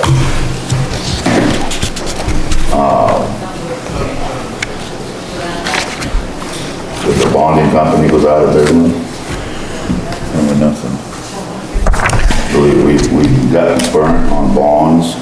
Yeah, I think we almost always do an escrow account. We used to do bonds, and Yeah. we've gotten burnt on projects, and Yeah. that's why we changed the escrow. Yeah. And we've been doing escrow consistently with the gravel pits. Right. And other things that we've done in town. And so, myself personally, I would insist on an escrow account, not a bond. Is that something we would negotiate with the town administrator, or? Is that- Absolutely not. That's to do with the planning board. What the planning board does, the conditions and stuff has nothing to do with the town administrator. Oh, maybe I misread the condition, but I thought it for. Well, it is set by the planning board, it always has been. Ben has something to, Right, before we jump too deeply into the details of the site plan submission, I want to just walk through a couple things, in the memo you have in front of you. It's a little thicker than, the fairgrounds application because we reviewed this under the site plan standards as well as conditional use. It seemed to be that, this is again establishing a new use, for a property as well as meeting a conditional use review requirements for renewable energy installed on a non-existing structure in the land use table. So I think, as we get into the discussion this evening, the board should be thinking about, whether or not, a site walk, should be required or would be valuable for this project. The board should also be thinking about, whether or not a public hearing would be scheduled. That's listed as a, kind of an optional step or a discretionary step in the, standards in the ordinance. It certainly is recommended, for a project like this. Okay. And the board can have that discussion. And I think the other thing, the third thing that would be appropriate this evening would be for the board to make a finding, about the application being complete, submitting a complete application. I've reviewed the submission checklist. I'd be happy to share my version of that, but I believe the application for the site plan is complete. Those are really the three things I think we need to make some discussion about, and certainly diving into the specifics of any of the site plan criteria as well. We were, at the previous, we were given an application. The board. This thing, That's what that is, okay. well, No, I thought it was just. this is what I have. I thought it was just like an informative thing saying, you know, we're gonna be coming before you to do this project. I didn't think it was an actual It application. says application, All right, right there. fine. So the final plan application that was submitted, is dated April 30th. And the plan set, that we reviewed is dated March 2021. But are we skipping something here, Ben? I mean, we got an application and then a final plan application. The application, this item was on the agenda for March 4th as a pre-application sketch plan. Yeah. That was a sketch plan. Correct. But then you have the preliminary plan in that process. Well, the ordinance doesn't, have a preliminary plan stage. I think, we can view this meeting as a discussion of the final plan. But it's on the agenda as a final plan, but I wouldn't expect the board to be taking an action on the final plan. This is part of the discussion around the plan. I mean,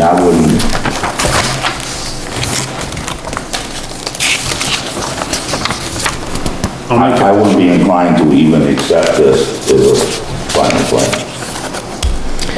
We don't have to worry about that Discussions on tonight. anything.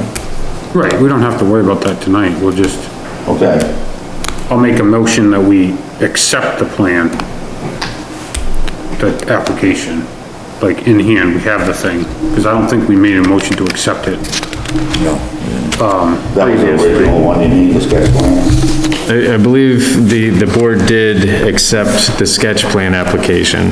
This thing, okay. And at some point, you could do it this evening, you could do it at the next meeting, but the board should have in the minutes a finding that the application is complete.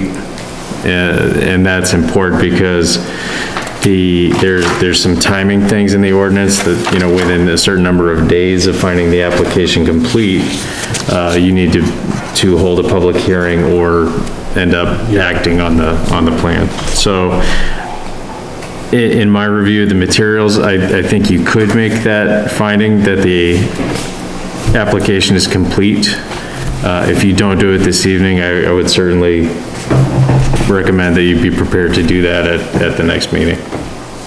Yeah, maybe we need to take some more time to review it, and we'll just do that at the next meeting, but we can make a motion, we schedule a site walk so we can get a better idea of what it looks like on the ground and, you know, what the wetland areas look like, or how it's gonna be viewed from the road, that kind of thing.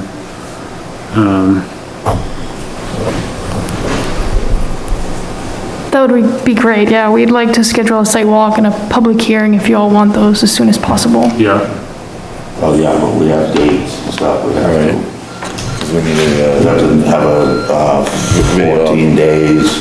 right, well, we could, perhaps we could do the site walk before our first meeting in June? No? That's not enough time for the notification, it's not enough of a time frame. Isn't, I don't know, I The don't minimum have, you gotta have is 10 days. right.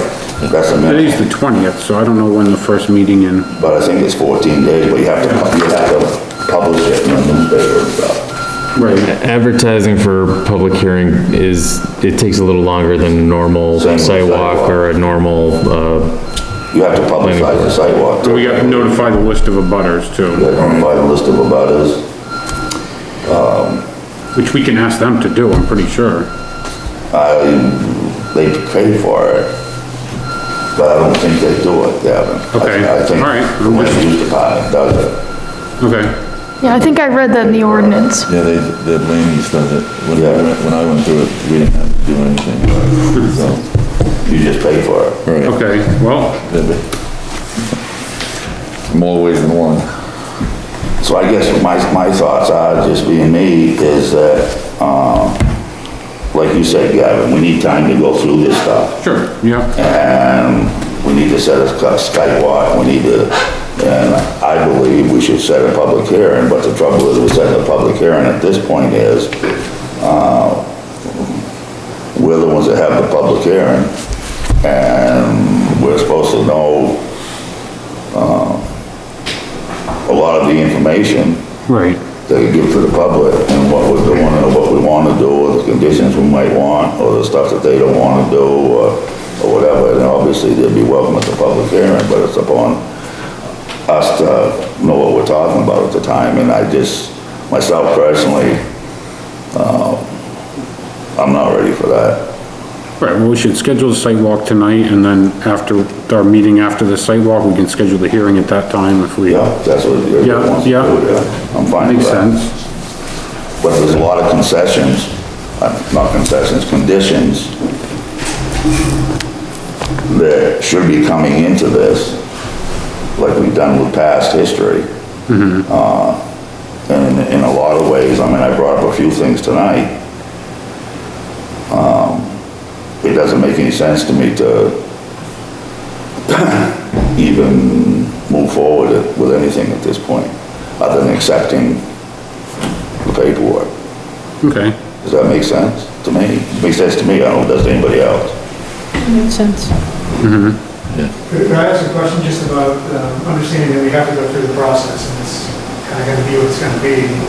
Our client is under a bit of a time crunch for some financial closing, the deal reasons, and I was hoping to have approval by the end of June. Is it possible for us to come back at the next meeting and talk particulars, and then have the public hearing?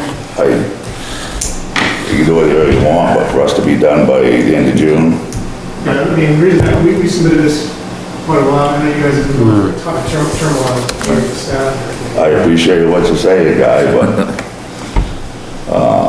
good, I'm not willing to put a date on when we're gonna have this done. Chris, do you have the calendar in front of you? Yeah, that's what I'm looking So at. what's the first Thursday in June? It'd be, June 3rd is the first Thursday. And then, lost, the 17th would be our second meeting. Yeah, Obviously, the board can decide to meet every week Right. and get it done. And I'm not opposed to that either. But just my experience on the board, meeting every 2 weeks, and the way things have been going, there's no way in hell that you guys are gonna be done the end of June. Well, let's. unless we change the way we're doing business. Maybe we should try to sneak the site walk in for that Thursday, it would be the 10th, the odd Thursday, the 10th. Yeah, the odd Thursday would be the 10th, That would give us enough time for public notice, right? And get it, because we're gonna need a videographer. right? Now, that's for the sidewalk? Yeah. That's what I'm thinking. So that we, you know, be consistent with our schedule. I'd remember to go, it'd be Thursday at 5, 6 o'clock Right, It's fine with me, I don't. on the 10th. and it's light enough out now that we can do it that late, All right, and it's not that a late. sidewalk on June 10th. Well, you're gonna make a motion, right? I'll make a motion, we conduct a site walk on June 10th at, 6 o'clock. 6 PM. I'll second that. All in favor? Okay, I mean, I'm not trying to be negative to what you guys are trying to do, but this is the reality. Yeah. And one of my big problems has been, for quite a few years, is how long some of these processes take. And then we get, then you get. and it absolutely is not anything to do with you, what turmoil we've gone through in this town hall. Okay? But we have been kind of hindered, and we got set back a bit also with the COVID stuff. And, like I said, I don't like things taking so long. I just will meet every week and get stuff done. But that's up to the board. So if we were to have a sidewalk on the 10th, could we reconvene with the board to go over the details on the 17th then?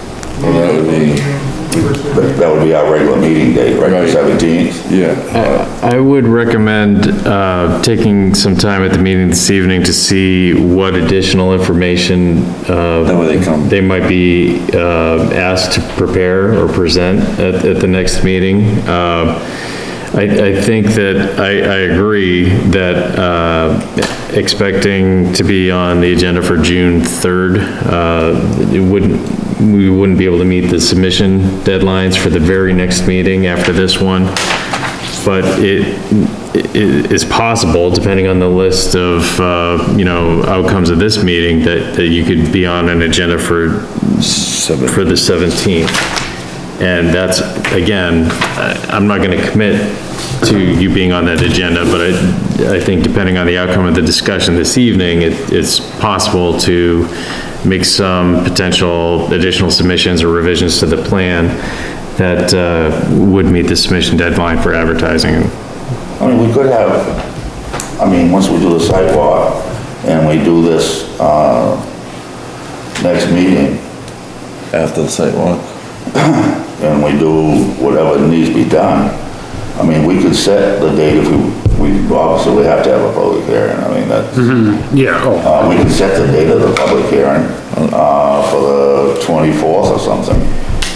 We could, You could set the public hearing, if you wanted to set it for a date certain this evening, you could set it for, there's enough time to advertise for a public hearing on the 17th at the regular board meeting. And then it would be at the applicant's risk if there were still outstanding questions. You could have the public hearing, just not act on the application that evening. Right. But We don't know what else. is You also going could, depending on- 17th either. that's the thing, is I don't, it's on it for next. currently, I'm not aware of any. Well, that's the problem, I guess, Ben, and again, this is no criticism of you. We have been operating here, with a lack of, code enforcement and different things, and I know for a fact of projects, that they can't even get any answers on, even to start the process, from different outfits in town. So the only thing, to the best of my knowledge anyway, that you're aware of is the stuff that's in front of us. Correct. You know what I mean? And how long has it been since we've done, best practical location thing? yeah, I know. And there's gotta be, where the contractors and stuff are out there pulling up on projects, there's gotta be, a bunch of them coming up. I mean, the last time we did them, we did what, 5 one night? Yeah, And that was like 2 months ago, 3 months ago almost. I would encourage those contractors to come right to the Thursday night meeting with the board to at least slip in at the end and tell us what they're doing so that we can get them on the agenda. Right, but they should be, doesn't bother me. they should be doing it through the code enforcement. Right, and I think, Oh, I know they should. from a scheduling perspective, what I'm aware of for the board's, schedule is only what is submitted to the planning board for site plan subdivision conditional use review. And there aren't any active projects under review or applications that have been submitted for that meeting on either the 3rd or the 17th at this point. So really, there's nothing on our agenda for the next month other than this. Yeah, so we could potentially do a hearing on the Well, 17th, I hold on think. though. Remember when we talked about the Martell thing, that could pop into play. Well, we get There in are- line first, whoever gets in Right. line There's first. any number of things that could come on an agenda. I think that's the point is, you know, we could get a crush of best practical location, but I think that those things get handled in the order they come in. And, all I can tell you is right now, the June agendas are open, right, as of right now. And I don't feel comfortable doing a public hearing on a project of this size the same night as our regular meeting. Myself. Well, it's difficult because we have to do the Zoom meeting for the public hearing and then it's harder to have the regular. Well, in June, we won't have You to. don't think we will? No, because the governor changed it all. You know, In March On 20. Monday, we don't have to wear masks in here anymore. if we think back to similar projects, and again, I don't have a tremendously long history with the town, but even thinking back to the last solar project that was approved, in 2020, that had a public hearing, I believe, on a regular meeting night. Well, it's up to the board. You guys want to do it on a regular night, it's fine with me. Like I said, I just want to meet every week and get everything done. But we have, I just think if we can always change it, the public hearing, cancel it. But I think we can schedule it tonight and we can always change it because this is a big project, but there's a lot of people who are waiting for stuff that's out there that just hasn't been able to get here. And I think it's, you don't have to, I don't know, I'm gonna stop. Mr. Chairman, Yes. is it possible, we have all this electronic capability, just to give us a little bit more time to review these things as they come in, could we receive an email as board members to review what's been Project. submitted? Like well ahead of time? Because if they're trying to push something through, they're gonna be pushing all kinds of paperwork at us, right? I was So- working on that before everything went awry the last time, this past time. Right. So I'm aware of it, I've been trying, but then everything went to, turned into a hot mess per se, and this is where we're at now, so. And again, it's no disrespect to you, Ben, it's just, the only thing we've been able to review really is what you've put out there. I mean, we have nothing. And I was asking before. That don't work. But I was just asking if you could specifically request that from No, this. I've been trying, and then particular project. Christina left, and then that was our, you know, Star Wars, our I'm only not, hope. yeah, I'm not saying, I'm just Yeah. saying for this particular project, maybe they would, make accommodations for that, so No, that I we would can have keep time trying, to. now that we do have a new secretary, I can kinda, She went home apparently. Yeah. 8 o'clock, she left. no, I can Virginia's still here. I can try to work on that more with her now. hopefully she stays. I mean, And my hope is to continue working, with staff here so that you have more time. Right. Like maybe get packets the week ahead, because that was of the meeting. my gripe with our whole board being new. So, Need more. you know, I think those are process things that will need to get worked out as staff comes up to speed and other applications get folded into the mix. I think, those are all legitimate concerns. But I also want to make sure we're treating this applicant, with the attention that they deserve as being, you know, on the agenda tonight and thinking about next steps. So I agree. You come on when the previous person's gone on the agenda. I mean, that's the only way you can do it fairly, but I mean, I have said a few of my concerns tonight. I don't know if anybody else has any, but I mean, they can address these concerns or conditions that, I've talked about a little bit tonight with a fence around the, stuff inside, the berm, along the road. I would feel better about the fence inside around that thing. Yeah. Just being a kid, you know, nothing to do. I Per know se, what I mean, nowadays, when I was a kid. you know, their iPads might break down. They might want to go outside and enjoy the freedom of the world. It's short money. Yeah.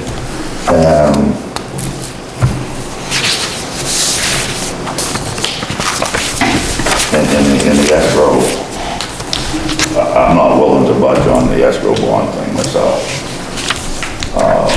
And I don't know why, and maybe Ben can answer this, why the administrator, was involved in your paperwork. If the administrator has to, agree basically on the dollar amount and what it is, because that has never happened in this town before.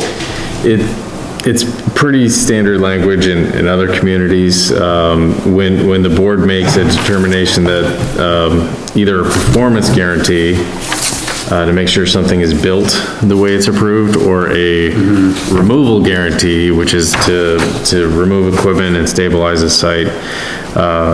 It's very common for the board to say, yes, one or both of those things are applicable, and to get a sense of, the overall cost estimate for either one of those. The form of the guarantee is usually spelled out in the ordinance, and it'll say, you know, a list of acceptable types, or in the form, that's acceptable to the manager. Some communities, will not accept bonds. They'll only accept a cash escrow or a letter of credit. Some will, not accept letters of credit from certain institutions and kind of qualify what kind of institutions would be acceptable. Others just say it needs to be acceptable to the town administration and leave it more as an administrative, determination. Well, I don't think personally that it should be anything to do with, the town administration. Town administrator, this has never been that way. It's always been worked out between the land use department. And they would notify the treasurer, and the treasurer would set up the accounts. Right. The town administrator,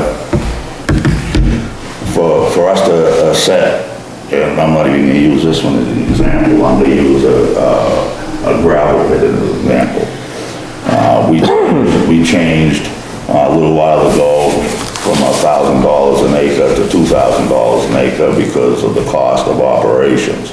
And then we tell the applicant what it is, and code enforcement sets the account up with the treasurer. And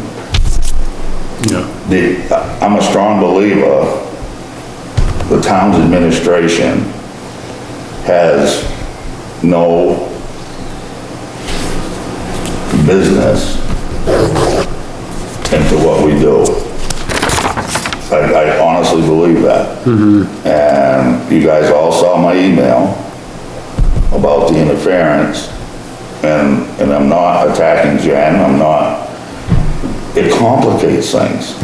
It just plain complicates things when you have outside entities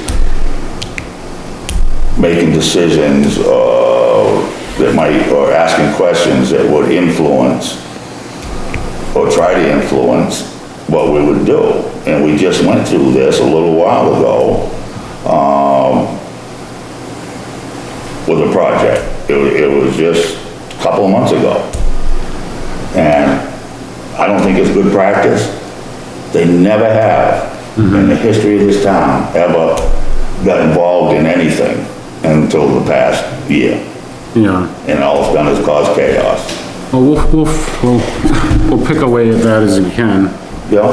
you know? I mean, But these emails that I send out, and I think Ben will agree with this, should be discussed at this meeting. Because it is public information. I'm not sure I even know. If it's issues yeah. that I believe that we are facing or up against, and I send it out to the whole board, which I always do, then I think you'll see, if you, at least as a recommendation, that these stuff should be discussed at a public meeting, so the public can hear, what the issues are that have been brought up. Yeah. Because I'm not supposed to call Chris, for example, and say, hey, Chris, you know, what do you think about this solar thing? That is, You know, what do you wanna do? that is very true. And I'm wondering if this What if might I be, send out an email to everybody and say, geez, we ought to really consider, doing an escrow account instead of a bond, then that should be discussed at this meeting. It shouldn't be discussed through just the planning board's email. I agree with that as well. You see what I'm saying? And I'm wondering if that might be something we take up either at the end of this meeting or No, at the next meeting. with that. Exactly, that's what I was gonna say, if we could like focus back on the, If you listen to me long enough, you won't be confused. so the idea of, a site walk has been scheduled. Yeah, for June 10th at 6. And we were discussing the possibility of scheduling a public hearing now. I think Dennis, you had mentioned we could schedule one, and if it needed to be postponed to a later date. Do you want to schedule it for the 17th? Which Yeah. That would be our Might as well, right? second meeting of the Time for month. notification and stuff. Yeah, and then if we wanted to squeak them in, we could do another meeting on the 24th after the public hearing. If we needed to. Well, yeah, Yeah, If we needed to, I We mean, can do it that way. so we can try to accomplish goals. Right. I'm just not saying to you guys we're gonna do that. I think there is a path to do that, but there's no guarantee, is also what I'm hearing. I think the process needs to take what it will take for the board to make a decision that they're comfortable with, and, but there is a path. The last two projects, there was the same thing. There was a cell tower put on a piece of property that nobody really even cared about. And then when there was a cell tower, put on this piece of property, there was a huge public outcry about it. yeah. And that's why I say, even though we didn't have a huge outcry over the last project, it doesn't mean that we won't on this project. You know what I mean? Especially where- Even though it's the same thing. Well, it's a well-known spot in town. Right, Or where two the people go post to. office is, people can be Yeah, absolutely. seen. Yeah. So can I ask what you need from us to help notice the sidewalk and the public hearing? Can we send out one letter that says both dates on it and then? The land use department has always sent out the notifications to the abutters. Right. I can work with, the town staff and applicants to figure out the exact, method for that. Okay, great. Weird, the way it's worded, it's weird, I think. Yeah, they've always done it. Right. We're happy to do it. And I think that's, well, it's worked two ways. Part of that, the notifying the abutters is a part of the, application, which costs $250, and that's what that money's for. Anything above and beyond that, sometimes it's a requirement that they start an escrow account so that any more expenses above and beyond the application fee and the budget thing, I think. But I don't think this is one of those projects. Do you, Ben? Pretty cut and dry, really. Well, the thing about these applications, and I think that some board members will remember, from the last, solar application, I think we'll see it here, it's acreage wise, it's a large project. When you look at it, the stormwater impacts are not as large because these panels still allow water to get to the ground. They generally are very low traffic and they're not lit, they're not noisy. So the normal site plan criteria are pretty straightforward, but there are unique elements about solar farms that have to be addressed. And I think that, fencing is certainly one, buffering is another. So I did mention some of those things in the memo. We can discuss those more now, or we can discuss them at the next meeting. There was something on the last one about the animals, remember, Gavin? About the animals being in and out. Off the site. Do you remember what that was?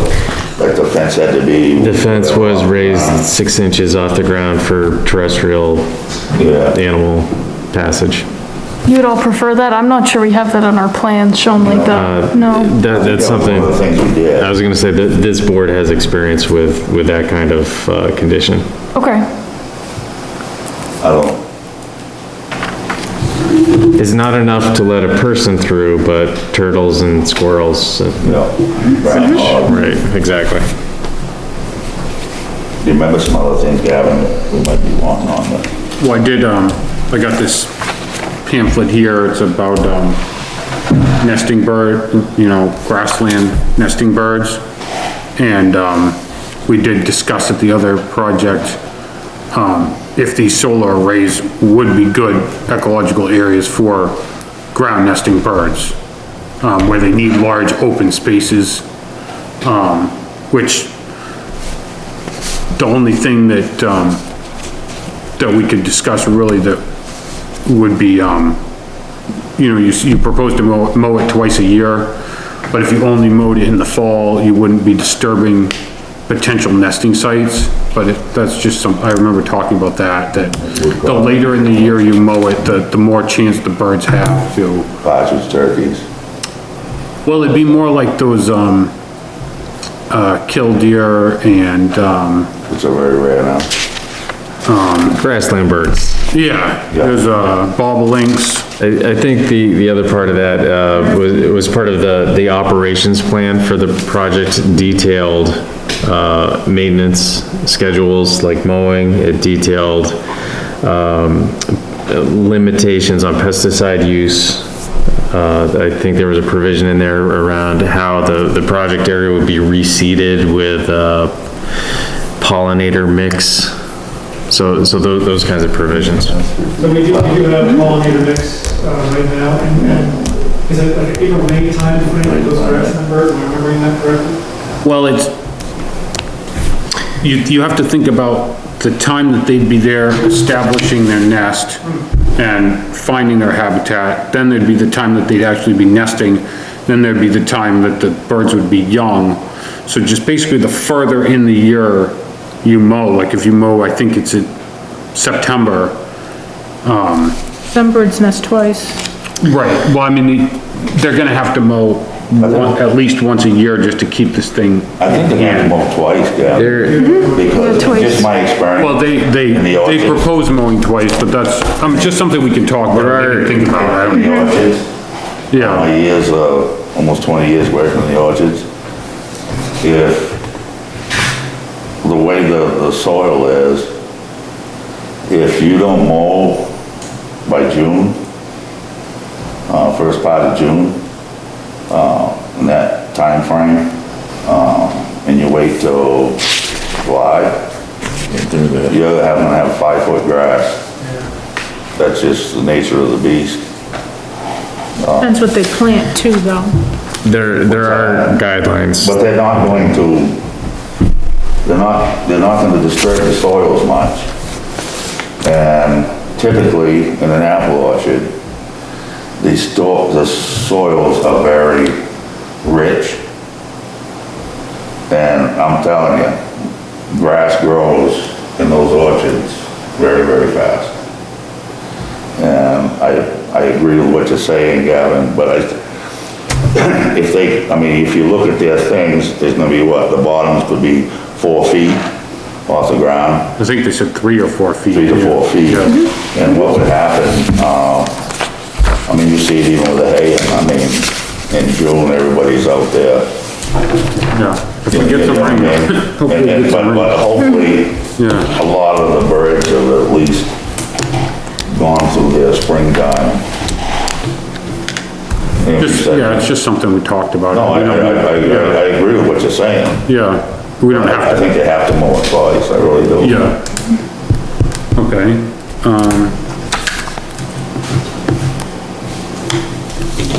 We have gone through the Maine Department of Inland Fisheries and Wildlife for this project as well, and there isn't any essential habitats mapped in the area. So there's no like endangered shorebirds or anything like that, or inland birds. Well, We were thinking that you could essentially be creating habitat, would be the best case scenario for a project like this, is that you'd actually be creating an area that is undisturbed and it's a grassland as opposed, because you're converting from forest and orchard. So those, so you're creating a new environment, and how could we make it beneficial to wildlife? Oh, I see, okay. Yeah, so one way a lot of the solar farms are doing that is the pollinator species. We're doing meadow mix on all of our projects Yeah, because of the use of the bees and other pollinators get out of it. But because of the mowing twice a year, and I've seen where some of these will get grazed by sheep because they're short enough to get over the panels.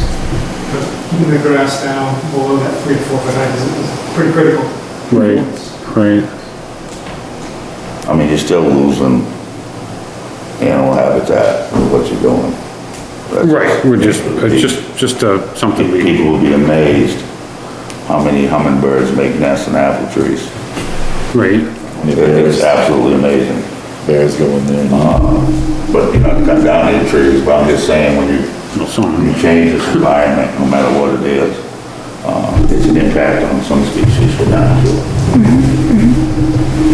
And I had a question, is there a possibility that after the 20 to 30 year time window of the life of the panels, that you would reinstall more panels, or would it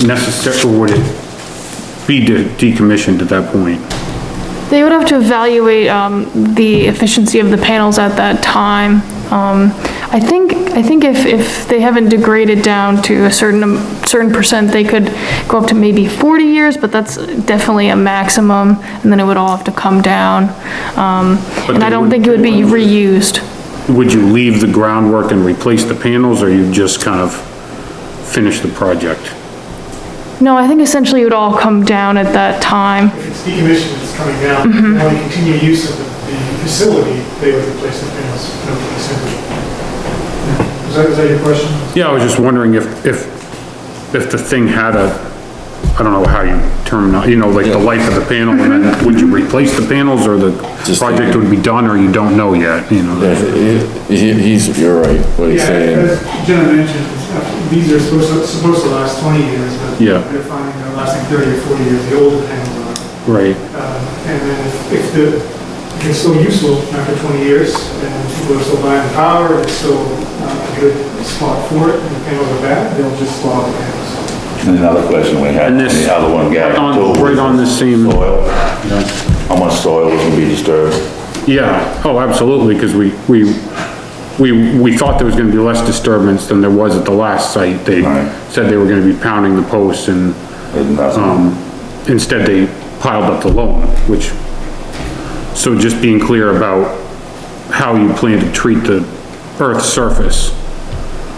During construction, Yeah, Yes, yeah, inside of the fenced area is gonna be completely regraded, it's gonna be just like, yeah, Yeah, it's just gonna be smoothed out, and even where, we're outside of the thicker forest area in Arts Orchard, we'll be removing those trees out, those apple trees, and then we'll be smoothing everything out, removing the stumps, and loaming as needed, and then re-vegetating with that New England meadow mix like Dan explained. So basically, you'll be bulldozing the whole site. Essentially, yeah, you'll have to. Some of these stumps out. Yep. Yes. They're gonna have to smooth it out. Yes, yeah, We're not and adding any fill, we're not cutting it significantly. No, I It's a appreciate really that. smooth level site, so it's just smooth and surface, recent.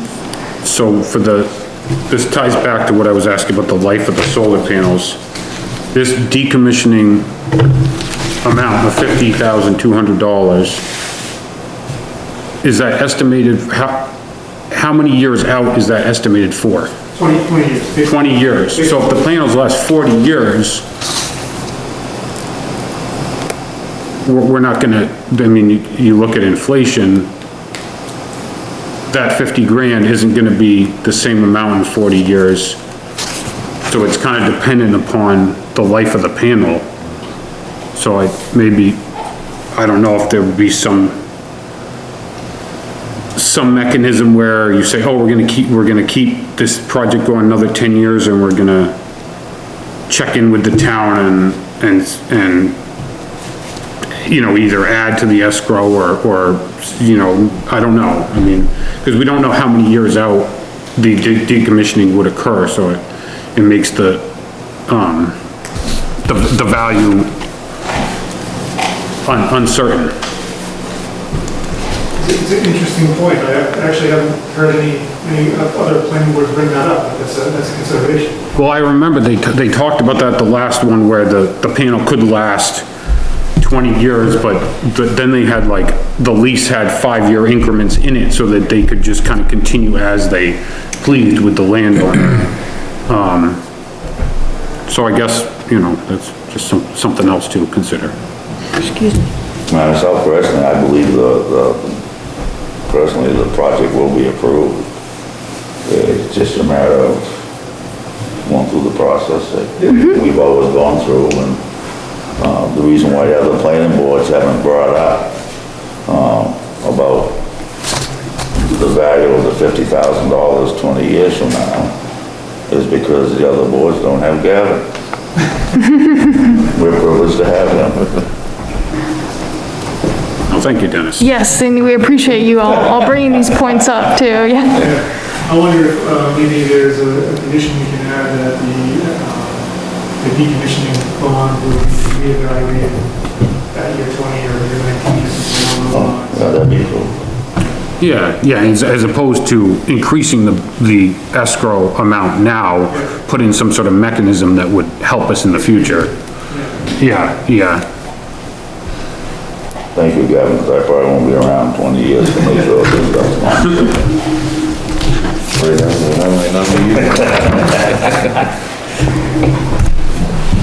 So, I think I should make a motion that we have a public hearing on 7. June 17th. Let me check. I'll second that. Yeah, it is the 17th, so we did a sidewalk on 10th, and then Yeah, if everything goes well on the 17th, do you wanna have another meeting on the 24th for it? I don't wanna plan that far ahead where we're getting that many extra meetings. I think I think we'd be able to wrap it up on the 17th personally. depending on the submissions and the public hearing, it's possible, you know, they will have submitted everything at that point where the board could act on the application, but I would think we wouldn't be, because that would be the final thing, because the public hearing might come up with stuff that we wouldn't. Right, at that time. And so to be an act on, say to approve your project that night, I think would be kind of hard to do. That makes sense. There's no comment at the public hearing, though. Yeah, I don't want to conjecture too much or say when a final vote would happen at all, but I think that if we can decide on the site walk, which we've done, and the public hearing, which we've done, and it sounds like, based on the conversation, the board is not ready to find the application complete tonight. They want to take some more time to review the materials. That, I think that is acceptable. So I'd be interested to see if there's any other comments from the board related to any of the criteria in either the site plan or conditional use findings that might help the applicants prepare for the site walk or public hearing. I had nothing else. I think the only thing that I can recall was one thing from when you first came was, and I just mentioned it to you earlier, was were they gonna plow it in the winter for fire access? Right. Do you remember that? I think I do remember that, but I haven't thought about that since, to be honest. We don't do cloudy roads and work. Right, but I think we were gonna request it, I think. So again, that would be part of the approval. If Just in case something Okay. did happen in there, you know.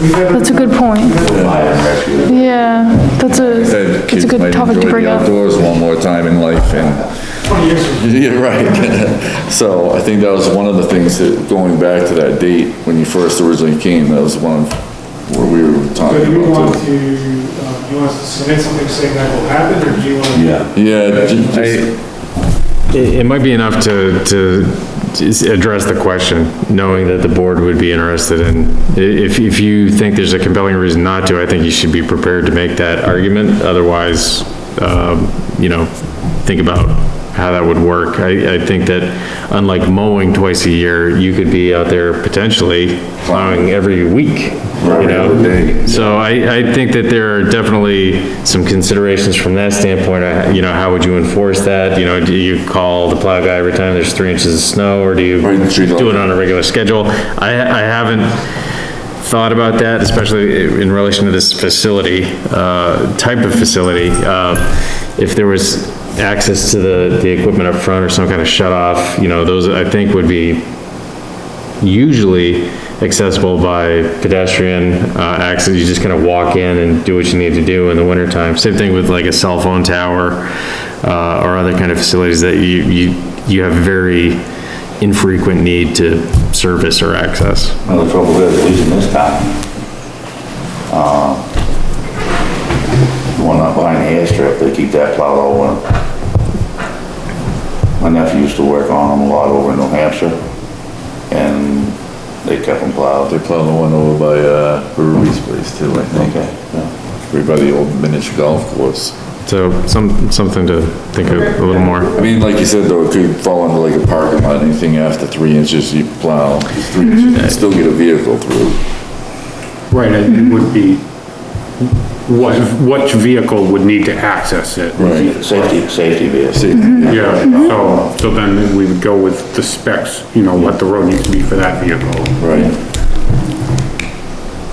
I think I do. So they really brought up. they don't really go in there in the winter, I don't think. No. No, I appreciate that, why you won't fit in there, Yeah. only just a mower, Right. hopefully. If they go in there, they'll call somebody to plow it. Yeah, Right. Yeah. but once again, it's a safety issue. Right. The way the winters are going, if that freezes at a foot, it's gonna be a nightmare to plow too. Gate will be impossible to open. Right.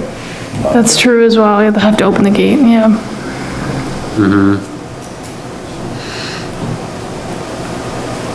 All good things to consider, Right. definitely. Is there anything else we can respond to before the next meeting? You have a question?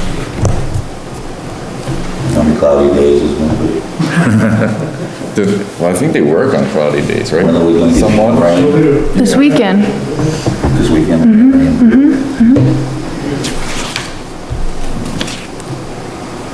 I'm all set. Yeah, I think I'm good. Well, thanks so much for working so hard to accommodate our schedule. Again, definitely appreciate that. We'll submit a letter addressing some of these comments before we meet again, so you guys can see how we're. Yeah. thank you all so much for your time. Thank you. Thank you. Thank you.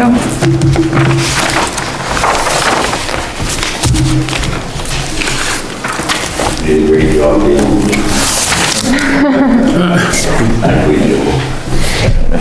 Have you all seen the hard copies of our plans? I want to make sure you all have those. I have this, No, I have one, but I think which they, looks like that.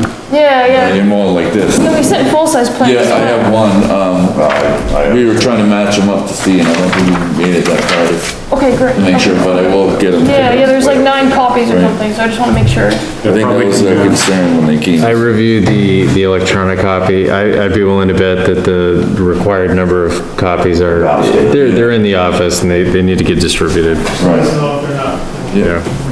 I think they probably are, yeah. thank you. Thank you. Any, any new business? Yeah, Yes? yes, Go ahead, if you want. I'm sorry. Okay. It has to do with, we're voting on changes to the ordinance, and there's a conflict with a definition, With many definitions, but with many definitions, but this one word is in many definitions, and I feel that it's important, but it also affects me. I'm a party of interest, so it's not anything that changes, it's nothing that's gonna help me, but it will help the town if the ordinance gets cleaned up, the definition. Because right now there's a conflict with the word structure. Pat, if I can interrupt just for a minute. Yep, We went through this a couple months ago with Mike Gilpatrick. And there's definitions and things in our ordinance that doesn't comply with that chapter 1000 thing. And Mike was to the belief that we're supposed to be following this chapter 1000, but it conflicts with some of our ordinances and definitions. And this has been my thing for quite a while now. We haven't addressed any of these things.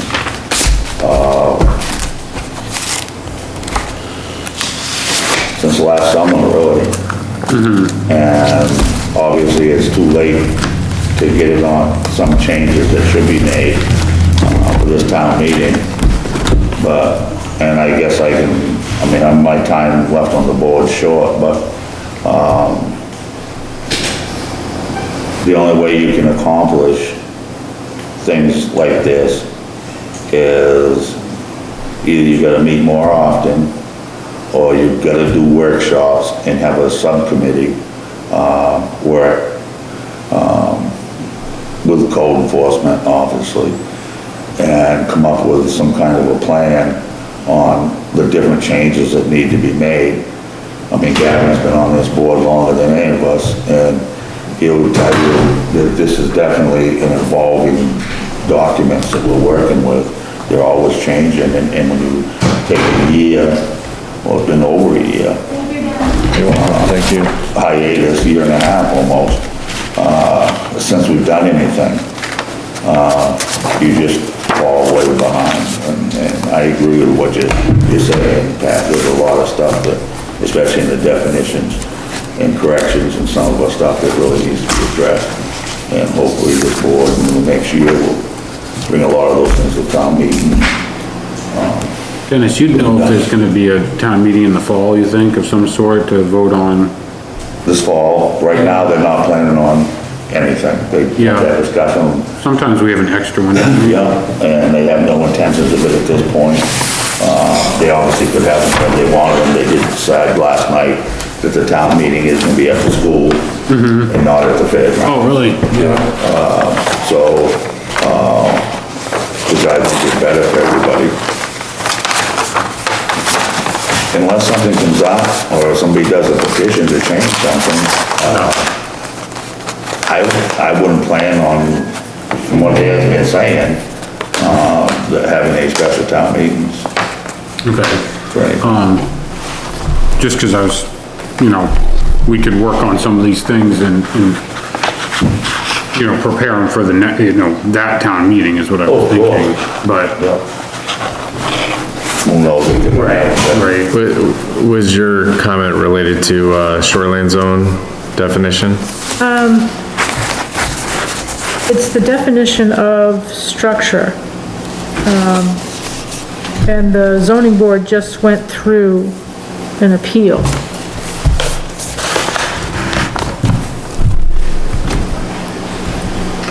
So basically, And we've had this discussion, Pat, Okay.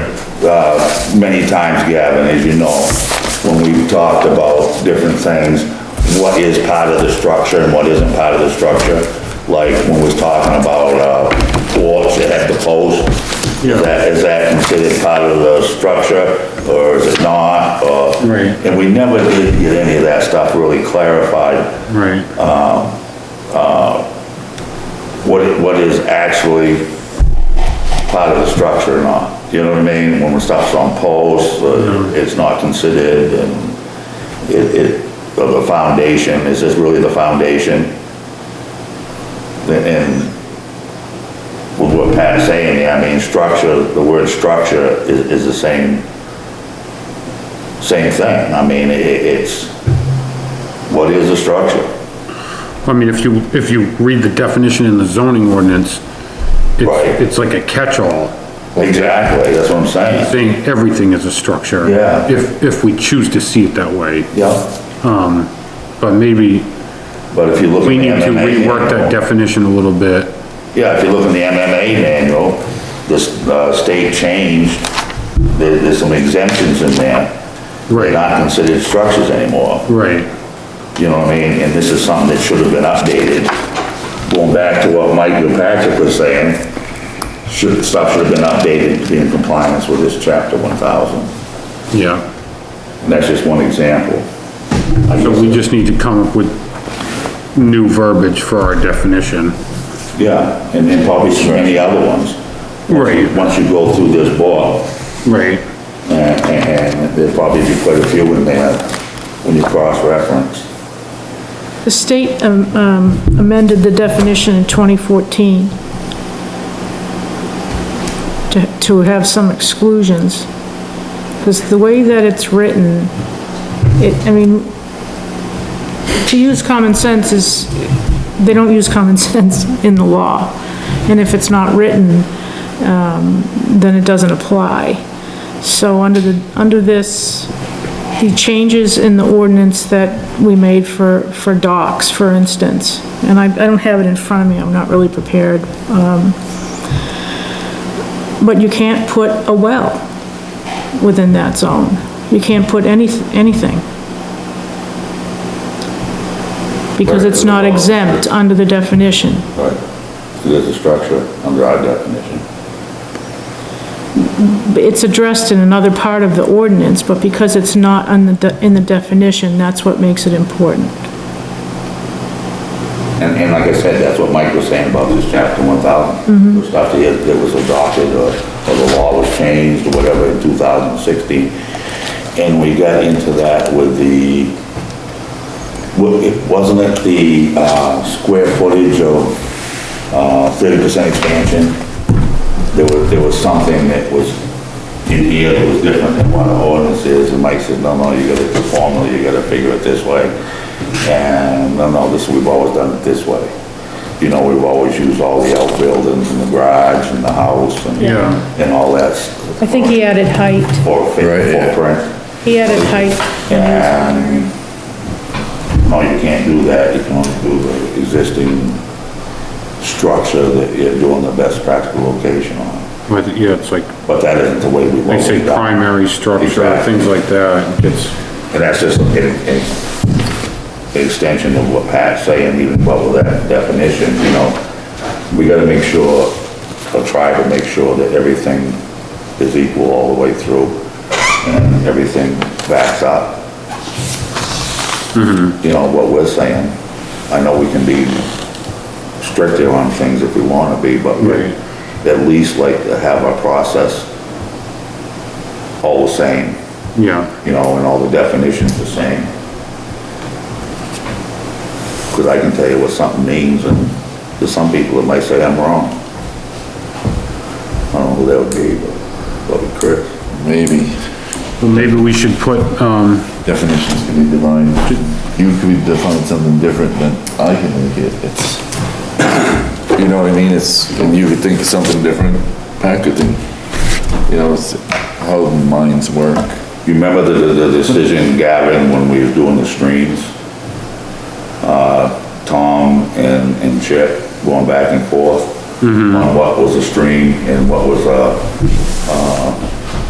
I forget now. well, it's the first order stream, second order. Second order stream and all that stuff, and but that was quite a few meetings discussion, Yeah, to come up with some kind of a, definition.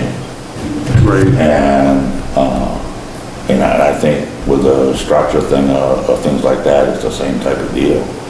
You know, it's what your interpretation is to some point, of what the definition is, but you have to kind of make sure everybody's at the same definition as best you can.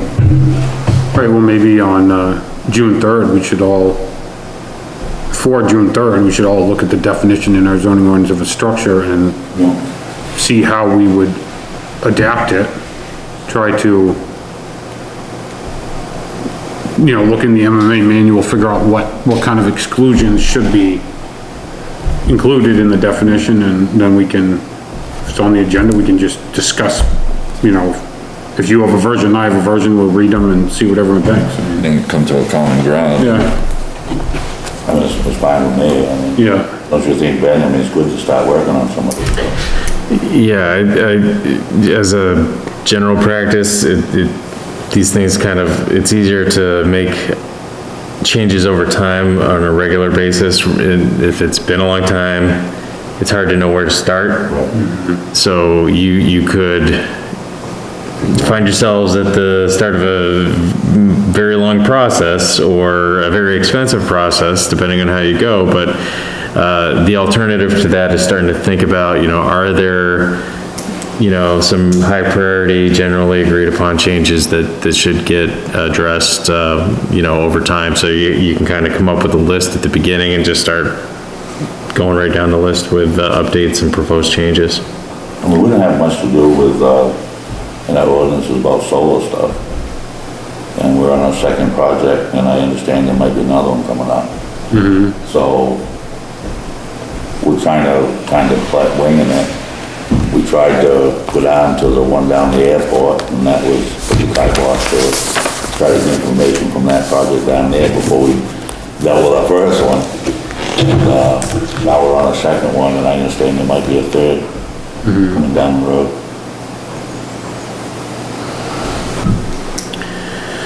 Yeah, it's something that every community kind of wrestles with, because these ordinances, at the same time, they're the guide, they're the standards that everybody, the rules that everybody has to play by, but at the same time, there has to be some kind of ability to react and update and adapt to, you know, things that have become issues or new uses that need new standards. You know, I think that solar example is a fine one in that it meets the threshold for site plan review, but there are things that are unique to that kind of use that aren't covered by a local ordinance, and I think this town's done a good job of trying to cover those bases and make sure that applicants are thinking about those things, but, you know, there's nothing in the ordinance that, you know, would speak to some of them. So,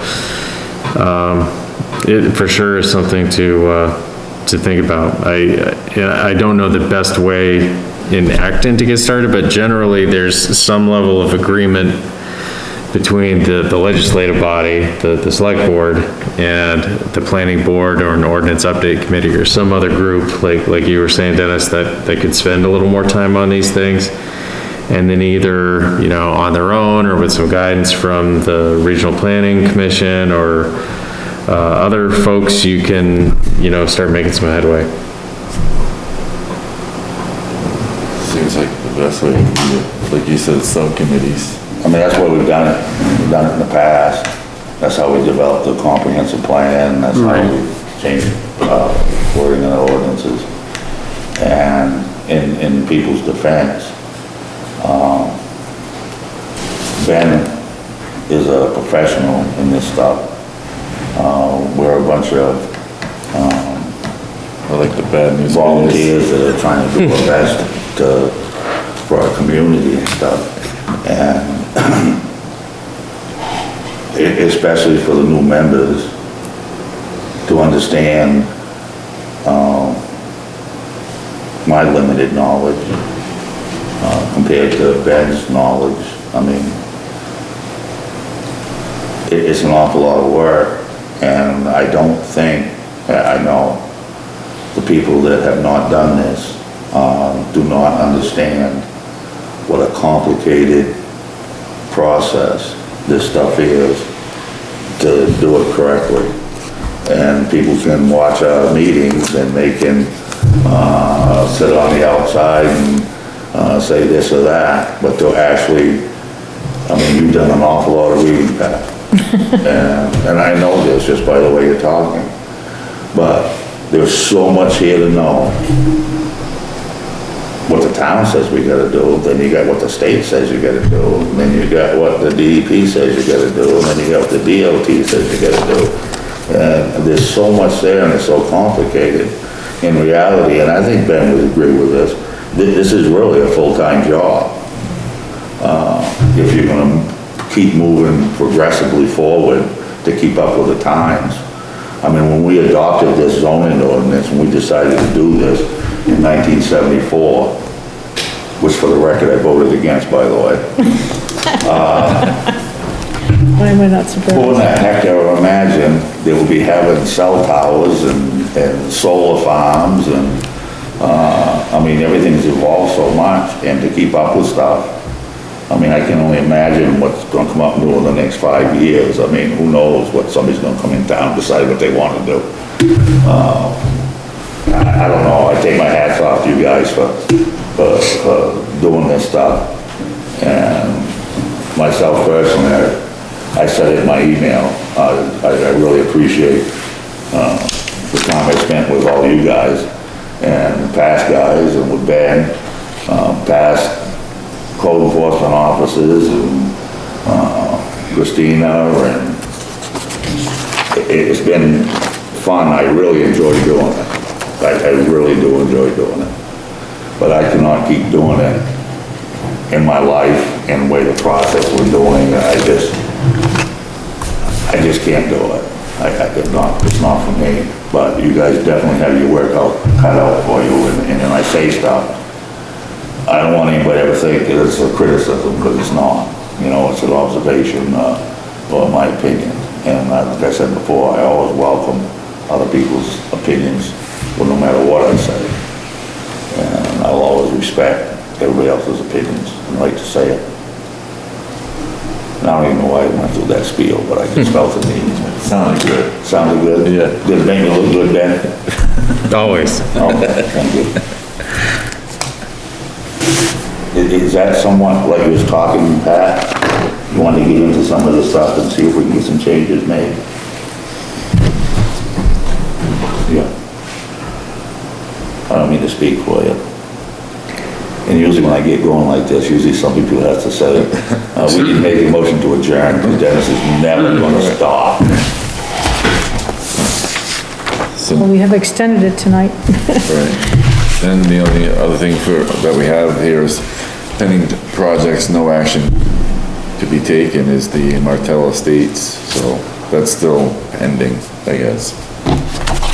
We haven't seen any information on that either. No, nothing's come through. But something has come through, because we got an email saying, there's gonna be something in June. Right. So there is some information that should have come to the chair, I haven't received anything yet. that should have been, disseminated to the planning board. I haven't seen anything.